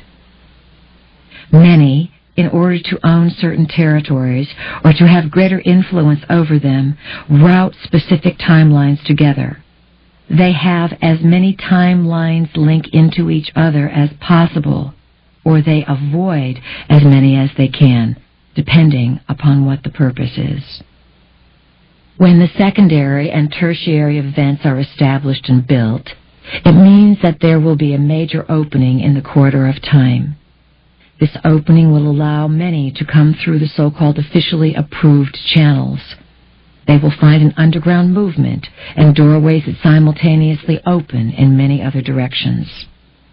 The Maya, those master tricksters of time, have left you a number of clues with which to play this game. The Mayan calendar is well worth considering, as it marks a time of ending and a closure at the winter solstice in December 2012. When that last stretch of time is completed, there will be a dimensional shift upon this planet. Those who are able to accommodate the dimensional shift now are already moving in and out of the fourth and even the fifth dimension. During the next 20 years, the new frequency will become so predominant on the planet that it will catapult one version of your world into a new cycle and another version into a complete ending and destruction. Eventually, you will perceive a very different set of memories because you will change the past of your universe. This is how things are. We have told you that you come from your future and that we came back to change the past. We are very clever. We are changing the history of the entire universe by making a parallel universe. This is what parallel universes are. Plans that shift the mechanisms of time from one point by changing the memory and changing the event. You can do the same thing in your own personal life. You can change your past as well. Be flexible as you learn to play the game. Before you came into this reality, you applied for a slice of time, the moment you were born. At the precise time of your birth, the stars, planets, moon, and sun were in a specific configuration. When you emerged from your mother's womb, the energy from the stars and planets imprinted your flesh, no matter where you were, because the energy was touching Earth at that time as well. Within that moment were written certain probabilities, specific opportunities, and distinct challenges. The language of the stars explains your world in a way that is helpful for you to understand the bigger picture. Everything is in geometric relationship to everything else, creating energetic patterns. You yourself selected a moment and a lineage, a bloodline that you were born to give you the opportunities that you assessed would be ideal for you to experience in this lifetime. You determined these experiences according to what you needed to learn, based on what you had created, will create, and are creating simultaneously in other places. In 1993, you experienced what we refer to as the galactic tidal wave of light, which translated through a planetary lineup that created a pathway of energies. The galactic tidal wave of light can be understood through the two planets Uranus and Neptune, which came into conjunction on 3 separate occasions, in February, in August, and in October 1993, aligning and energizing the sign of Capricorn at 18 to 19 degrees. Each planet has its own identity, its domain of influence. Each planet is a sentient being, an intelligent force of its own. As these two forms of intelligence came together in the sky, they transmitted a combined beam onto Earth, affecting those portions of Earth influenced by Capricorn. Capricorn is ruled by Saturn, which represents form, structure, authority, limitations, and time. Among other things, Saturn has to do with rocks, stones, and crystals. Because these two planets joined in Capricorn, they mystified, electrified, energized, and changed the stone of Earth herself. On a planetary scale, the energy of this conjunction is leading you towards an opening of the feeling center, offering a solution to the building chaos. This flood of cyclic energy is responsible for the rapid mutation that will take place within the human species. You, as you exist here in this very moment, are changing or mutating through this energy. and your cells are becoming something different than they were. An alteration on a cellular level will catapult you into a metamorphosis in the spiritual dimensions. The earth changes that occur as a result will finalize the shift in consciousness that is needed to restore sanity, purpose of living, and meaningful existence to dimensions that are to be home here on earth. The moon is a satellite that was constructed. It was built and anchored outside Earth's atmosphere as a mediating and monitoring device, a supercomputer, or eye in the sky. It affects all life forms on this planet beyond what you can currently grasp. In your history, there are references to 2 moons around Earth. You don't hear of this often, but there are those who know. At this time, the moon is quite controlled. Some people are gravely affected by mania and craziness from the moon. Extraterrestrials and others have many bases on the moon, and those from Earth have little influence when it comes down to it. It is the extraterrestrials who really operate it all. Your technology, though rapidly advancing, cannot begin to compare with the biotechnology of sentient space travelers. You are newcomers to the game, and you miss a vital key where your senses and the essence of your physical world structure reality in a particular way. You constantly translate data and, like interpreting a dream, condense the experience into physical boundaries where you find you can explain less and less. All is thought in mental architecture with a construction crew in many realities. The sun is the governor of your solar system and is the seat of intelligence that rules this particular locale you occupy. The sun reaches into your domain and reads the vibrations as it touches your skin. It is intimately connected with every aspect of life as you know it. It is a force of intelligence that fuels your very existence and creates the environment under which you can evolve. The sun is very interested in your evolution, for as you evolve, you feed everything that you do back to the sun as it touches you. The sun and the moon are the luminaries within your system by which you are most profoundly influenced and affected. The sun generates its own light. The sun, in turn, illuminates the moon. The moon is a subsatellite of the sun, orbiting as a computer around Earth, built and maintained by many generations of gods. Heavenly bodies are constructed in the shapes of asteroids, moons, and planets, and it is through these luminaries that rays of intelligence, radio waves, and gamma rays are transmitted from star to sun and sent to Earth. It is through these rays that your actions are also read and taken back into the sun, the moon, and the beaming system, in this case, the Pleiades. When you are able to move to another location and view the solar system and sky from a different point of reference, you will see that Earth and the stars and everything shift quite dramatically. One of the systems with which you rotate is the system of the Pleiades, whose central sun is called Alcyon. Your solar system is located on the fringe of the galactic spiral. The sun is the governor, the ruler of your particular system as it appears to you. It is the sensitive spot of your particular arena of space. The sun reads its creations and in turn feeds the creations what they need. So when you carry love of yourselves and Earth, the solar rays completely understand the consciousness you carry.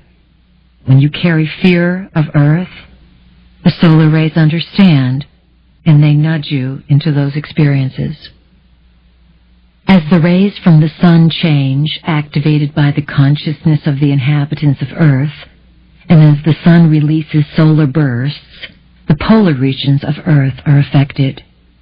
The flares sent forth are like atomic explosions or jolts of electricity that go millions of miles deep into space.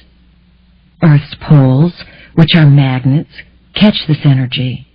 They grab energy, that comes from space to the planet. Because of the magnetic force, they arc it either around the equator or inward to the core of Earth. Each pole grabs the solar energy, drives it in, and creates a huge cylinder of vibrational energy. As that vibrational energy jolts and juggles to fit, it has to align with the energy grid of the Earth that is connected from the poles. This grid work is decreed by you, and to some extent, all energies merging or emerging through your version of Earth conform to this grid of beliefs.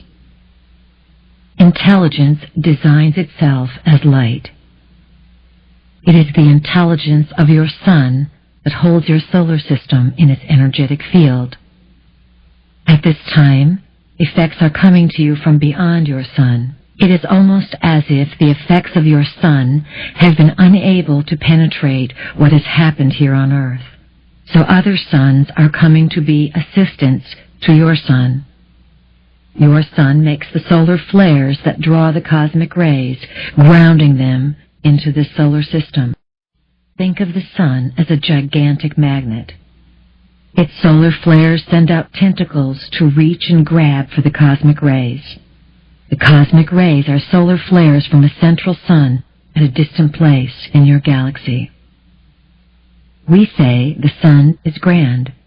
Studies have shown that when sunscreen was introduced, the rate of skin cancer began to rise. There is nothing wrong with the sun. In fact, the removal of the ozone layer allows you to have even greater receptivity to the rays of the sun. There are those who say, "Don't look at the sun. It is bad. It will burn out your eyes." We say you will have a change in your eye structure. There will be a mutation within the optic nerve that will allow a new type of vision and unlock what has been holding you to 3D. Trust that no one made a mistake when they put the sun in the sky.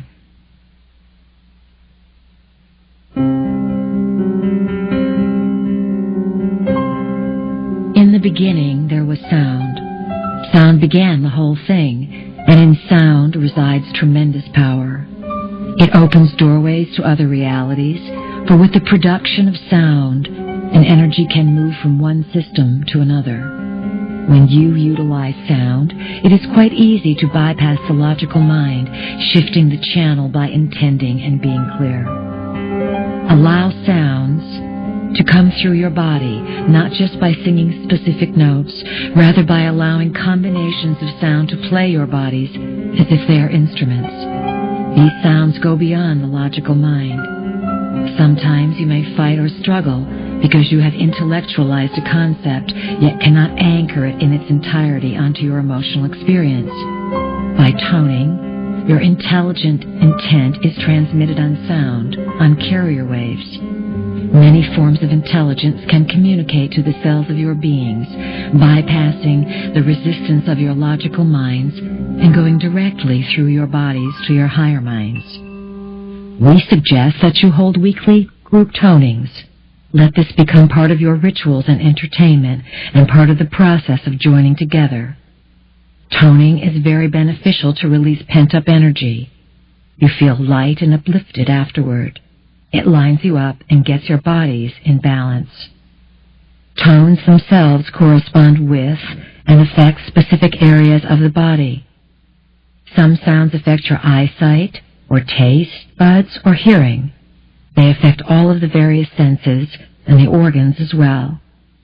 The ancients understood that a simple sound could reorganize the body's structure. The body automatically makes the most appropriate sounds that you need in a given moment. Trust. There are sounds that can stimulate deterioration or regeneration of organs in the body. Sounds that are harmonious activate the body and create healing. Healing can come through intention. However, there are certain sound frequencies that remind the liver to organize into its native geometric blueprint. Geometry is the form of intelligence that takes shape after sound moves away from Prime Creator. Your bodies are filled with geometry, for everything is made up of a geometric essence. Combinations of sounds as notes and chords will be played for enhancement of the liver, thyroid, and heart, and for regeneration. The entire body will be mapped and tuned much like a piano. You see, the body functions on a blueprint, and it absorbs the sounds. It has an idealized blueprint which it automatically grows toward. You yourself do not have to know how your body grows from the infant stage to the adult stage. Within the blueprint of being, part of the purpose is to grow and maintain a healthy body. The blueprint of the body is changing, altering the purpose of the body. There will be reversals in health and numerous regenerative experiences as sound is utilized to remind the body to move in an ever-uplifting fashion. A great reversal is at hand concerning your beliefs about the degeneration of the body. Most people have not discovered that sharing sound during sexual activity is a deep key. When you tone together, you feel the spinning and opening of the chakras. During sex, sharing sound with each other beyond the usual moans can lead to a greater distribution of sexual energy. Sound moves energy beyond the genitals, dispersing it throughout the cells of the body and triggering memory that unites you with more of who you are. Remember, the totality of your being contains both the shadow and the light. Please do not be distressed with the shadow. It adds beauty and understanding to the light. Move out of judgment, yet stay in comfort. A time will come when the children will gather and, using their unique telepathy, make silent sound. They will use their minds to create symphonies on other dimensions of existence. They will use sound internally and externally to create harmonics as light shields all over the planet. The children will gather in the hundreds and then the thousands, and they will be led into this collective image-making process. It will be a ritual set into motion as a very sacred event. While the children are doing this type of silent sounding, they will anchor and establish huge geometric identities that will eventually protect and govern Earth as psychic forces of thought. These geometric identities will be perhaps the higher selves of what you call the reptiles, the higher selves of many of the extraterrestrials or God forms that appear to be physical and etheric. Beyond them is geometry, and beyond that, sound. Sound is the governor of existence. The game masters employ sound, light, and geometry as basic tools for operation, and they wonder what you will do as you discover the tools of truth.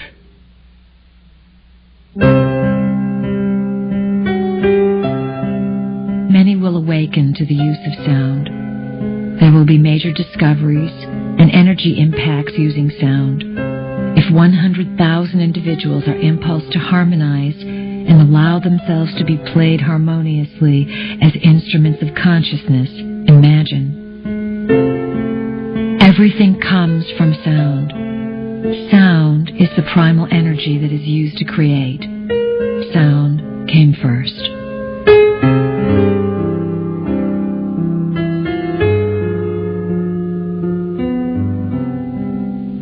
We have emphasized your value as well as that of Earth. She is your mother, she feels you, and she knows your name. In her quest for understanding, she has allowed a grave misuse of energy, and has even allowed herself to lose her true identity by being raped and abused by humankind. In order for Earth to make the necessary leap that will affect all of this universe, a cleansing and a healing, an initiation must take place. Earth is going to go through tumultuous changes.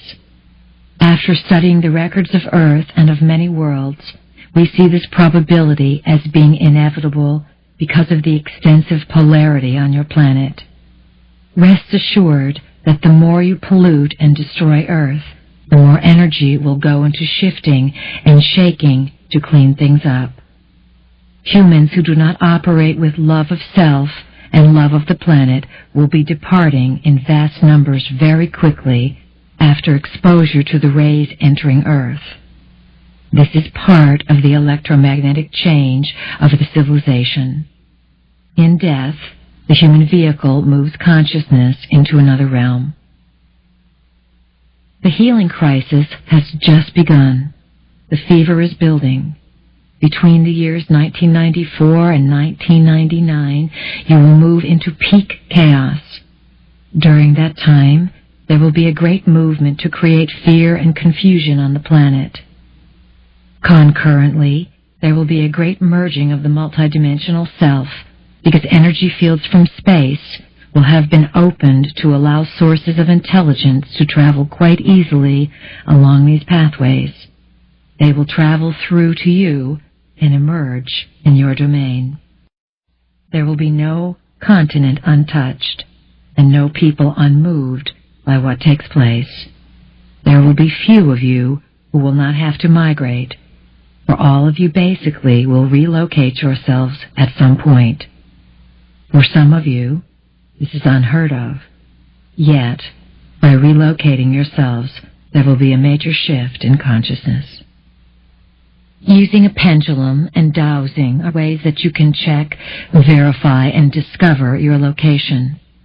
There are individuals who are delineating quite clearly through prophecy where the safer areas are going to be. There are a number of ways you can do this yourselves. Your lives will be, out of necessity, simplified. The more you can prepare for this simplification, the easier it will be on you.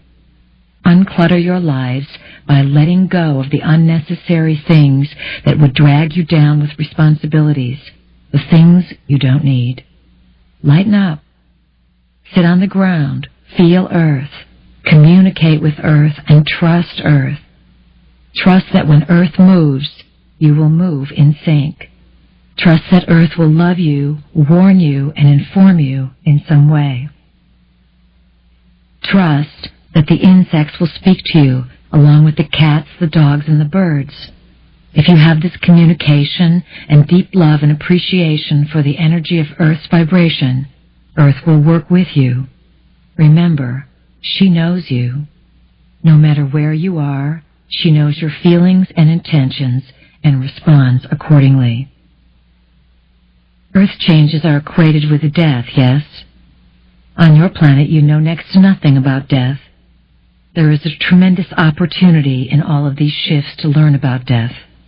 It appears to some of you that as people leave or die, there is a mishap taking place. It appears there is a failure and that something was done wrong. We see the opposite. We see people leaving the planet with a new point of view. They are so gifted because many of you have your hearts open and are transmitting unity of purpose, allowing others to know and realize what they came for. Not everyone came here to see a new Earth. Can you realize that some people came to this planet to die in peace, without torture and pain, and to die with the consciousness of liberation? When you are afraid of death or pain, and you have an opportunity to assist someone pass over, your heart may want to close down. You may think, I can't do this. I can't look at death. It's too frightening. Keep your heart open. Let the goddess do it, and you will find that there is a ripeness and a timeliness in every person's exit. Yes, events are being orchestrated. However, they cannot be orchestrated without the consciousness to match them. As you are clearing the last dregs of fear and misunderstanding, many of you will be called upon to work with the dead and help release them. When this happens on a large scale, you will find that those who have passed over will periodically return. When you become a death walker, you are able to make the death experience with another and walk back from it, to go to the other side and come back.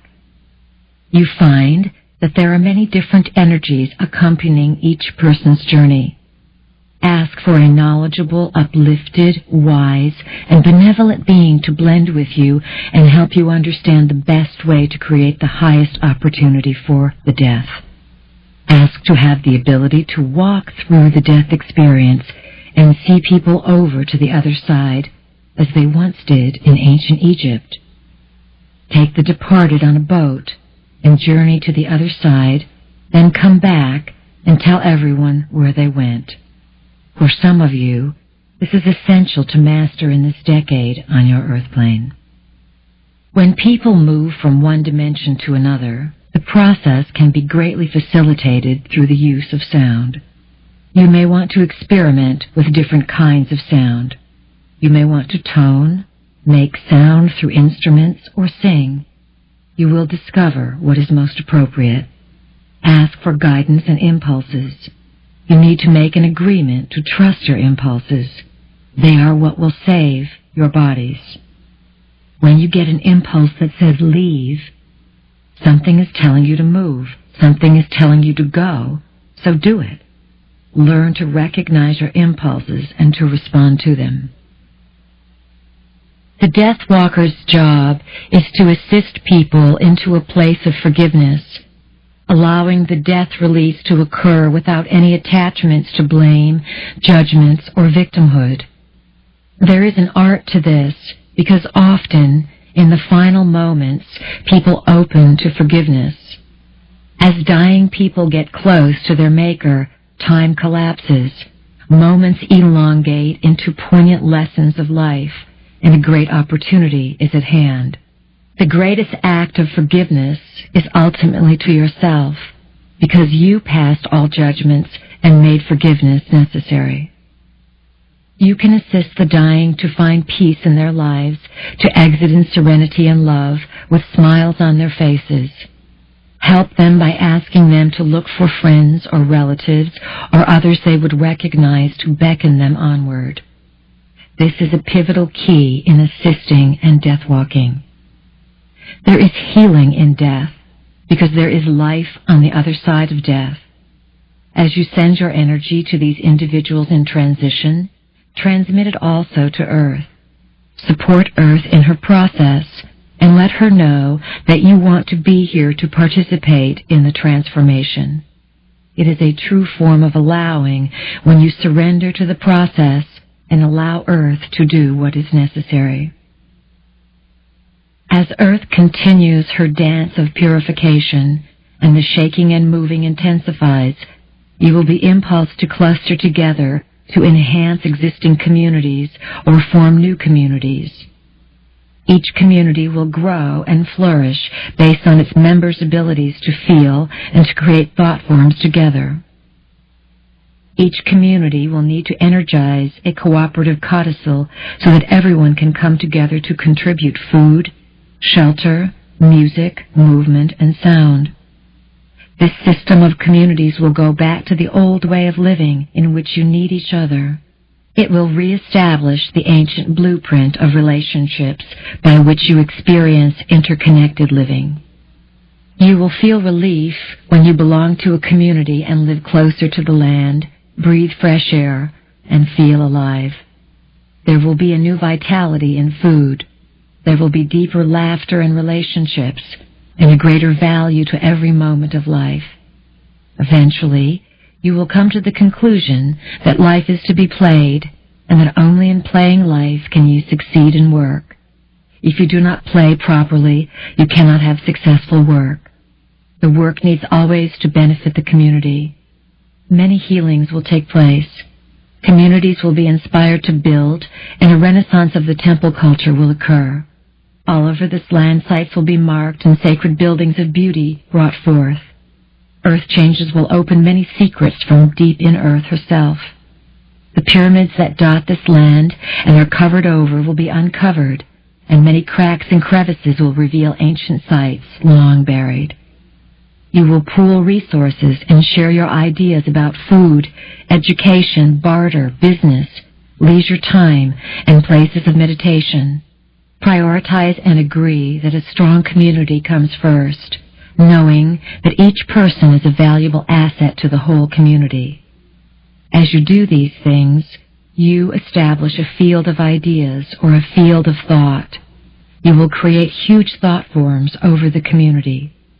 Those who have a predilection for reading thought forms will be able to view your community and know by reading the energy in the thought forms who you are and what you are all about. Your thought forms will be a new sort of etheric telegraph. The rites of birth are going to change. The value of birth and what women do to bring children into this world will come into the highest honor. A man will be honored to stand next to a mother and child and say, "It is my child," reclaiming the pride and responsibility that goes with fathering a child. Women will no longer experience shame with childbirth. Why do so many women not have fathers for their children? Because they are ashamed of the process and not connected to the honor of what they are doing.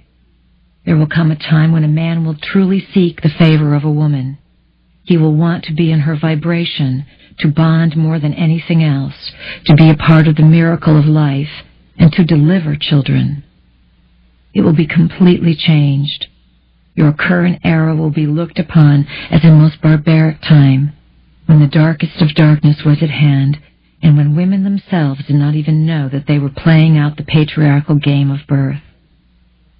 Your communities will be oriented toward children, toward what you can do for children to create a safe, loving, nurturing environment.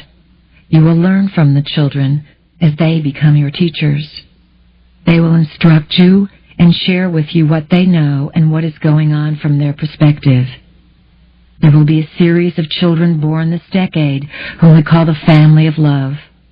They will teach you about the energy of the goddess and about love as a force of creation. They will carry the epitome of creative energy. They will be born to those who know how to honor their sexuality. When a couple unites in the highest vibration of spiritual energy, with complete chakra opening and intention to invite an energy to life, this allows the family of love individuals to be born. These children will help create telepathic link-ups with their potential parents so choices can be made. We wish to communicate to each of you that you do have a choice. Will you exercise that choice? Or will you slip into disempowerment and think that you have no effect on what your body can do? This teaching is crucial to the days that are coming. Each of you, as a female or a male embodying the goddess or god energy in all phases, needs to embrace the idea that you have power over your body, over the life-giving process, over the distribution of your kundalini, and that you decide when a child can enter through you. Not all of you will have these unique children. These children will seek out those with appropriate consciousness and bloodlines. They will be born in every village and community. They will help change the planetary vibration and will be born to parents who have a spiritual and psychic experience of sexuality. These children will be the embodiment of the vibration of love and will willingly decide to carry a mark of difference within them. They will be engineered in the very DNA of your bodies and your bloodstreams. We want to ask something of you.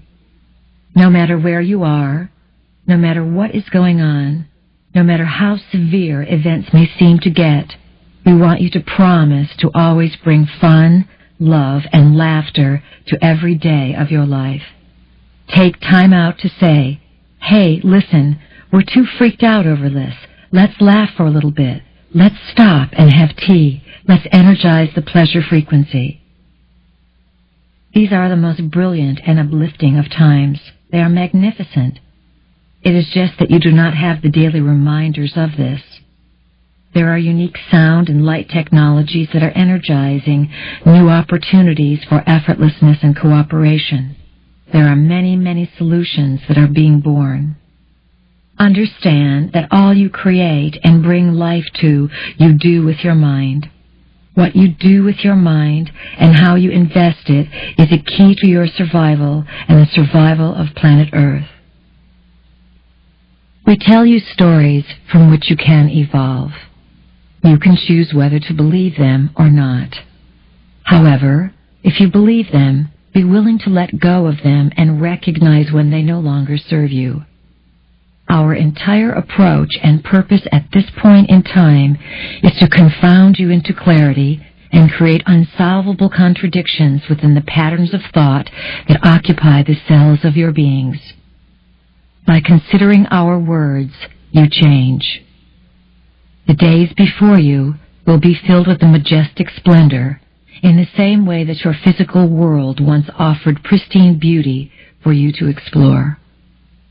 You are creating an opportunity to transcend third-dimensional reality and to enter the corridors of time where worlds and realities have more variety and flexibility. Your task is to heal yourselves on a treasure hunt through the corridors of time. We have shared many keys with you and left as many unannounced.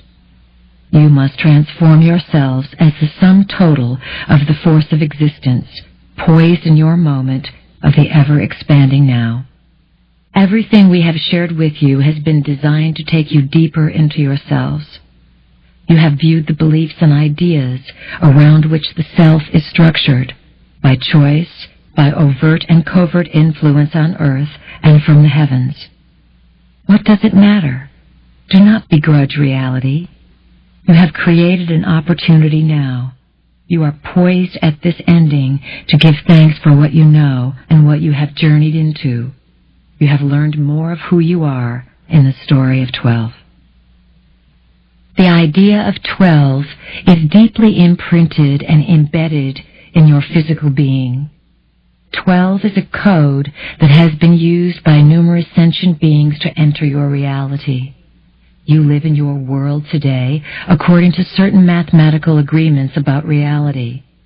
There are numerous mathematical bases for which numbers and interpretations can be pursued. Most of you simply agree on the one that is most commonly taught and used, and you believe that that is the only one. The idea of 12 coincides with the most commonly held mathematical base and point of view. The story of 12 is grander than that base. However, it fits well within it. Through this structure, you can be influenced and a way can be established so you can be guided to approach reality. You may ask yourself, what is the point of what I know? What good does it do me to know that I am a member of the family of light, that perhaps I am Pleiadian, that Earth is valuable, that I am valuable, and that if I walk Earth and search Earth, I can find her secrets in her unbounded majesty, her sacred sites, and her symphonies of silently speaking circles. What do I need to know about the Lizzies and the goddess and my body? And how is it that my body can have room within it to have others merge with me and peek out from my eyes? And if others merge with me, do they see the same world I do? Or is it through their merging with my being that other worlds emerge, and that I myself emerge into those other worlds? What is possession? What is merging and emerging in late 20th century Earth? What do my glands have to do with this in my body? And where does sex take me through all of this? Now, as you ponder these points, we in turn ask you, what great depths of surprise are you discovering as you learn to open your personal sacred sites to the secrets of your own loops of consciousness? What do you find when you meet brick walls and get to know the deepest mysteries of yourself? If you can learn to transform energy and move beyond judgment, you will come to an exalted place that takes you beyond the moment into a grander aspect of time, a time that is structured in a different fashion from yours. Time for you is ruled by numbers. There again, you find the story of 12, encapsulated in time, defining who you are within a circle. So, as you complete the cycle of 12, consider a new way of viewing time. Realize that it is a structure through which other forms of existence use mathematical heritage as a language to express geometry. As you journey to this point that is the sum total of who you are, knowing all these things, you arrive at a moment when it is time to share your knowledge with your family, society, and culture. Many of you are poised in this moment. You have a duty to share what you know, not to preach or to sow seeds of fear or plant the field for another, but to vibrate in the wholeness that you are. You need to understand and encompass all the things that make up society: life, death, birth, children, and all society's members, young and old, not simply those you consider to be productive. Radical change will occur. Have compassion as you put the things you have learned to work. If the karma is squeezing you at this time, it is because you need to release yourselves from the prisons you have created by your own need to punish or feel shame or blame. You are all poised at the grand moment of letting go. Imagine that you are ambassadors of light, feeling space and vibrancy within yourselves, knowing that your thoughts have designed the energy that moves you. A new frontier and vista of the world awaits you if you visualize and imagine it. You must visualize that moment of bliss. It cannot exist without you. Do not be attached to what we have shared with you. Do not proclaim new Bibles of truth through our stories. We are here to entertain you, and as we have said, to create new images to give you a stepladder to what's out there. It's a gigantic universe, so do not limit yourself and force everything to fit into one recipe to bake a pie. There are many ways to look at life. The embodiment of 12 will give you a sum total of yourselves. Take it and realize that with the completion of 12, a whole new journey begins. It is this moment upon which you are now poised. Enjoy every moment as a moment of bliss. Keep yourselves in the ever-expanding opportunity that the goddesses and the gods and all the versions of yourselves are funneling your way. Accept the mantle of your own creation. We want to remind you that you are in two worlds. Even though you drive your cars, go to the bathroom, sleep, eat, and do all the things that all humans do, you do not dwell in the same world. You reside in a world of knowledge, and you have gained access to the rules to bridge both of these worlds. We also want to remind you to energize the idea of a safe world. Much will happen, bringing change through tumultuous, shocking, and surprising events as things that have been prophesied begin to occur. It would be wise for all of you to seek the wisdom of the elders, the indigenous peoples in all cultures, and to listen to the teachings they share. They speak of these times, and their teachers have been our teachers. They understand as Earth speaks. We salute you for the courage to kindle the flame of faith as the spark of life in the core of your beings, and to pioneer the frontier to blissful living where meaning and purpose thrive.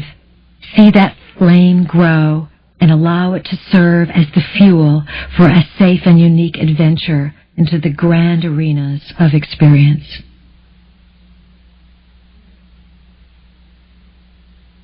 Dear ambassadors of light, be aware that even within the new concepts you grasp lies structure and limitation.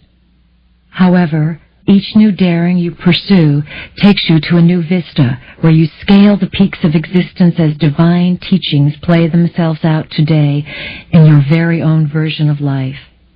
Ask yourself what chapter closes as you view this segment of your lives, this moment of the ever-expanding now.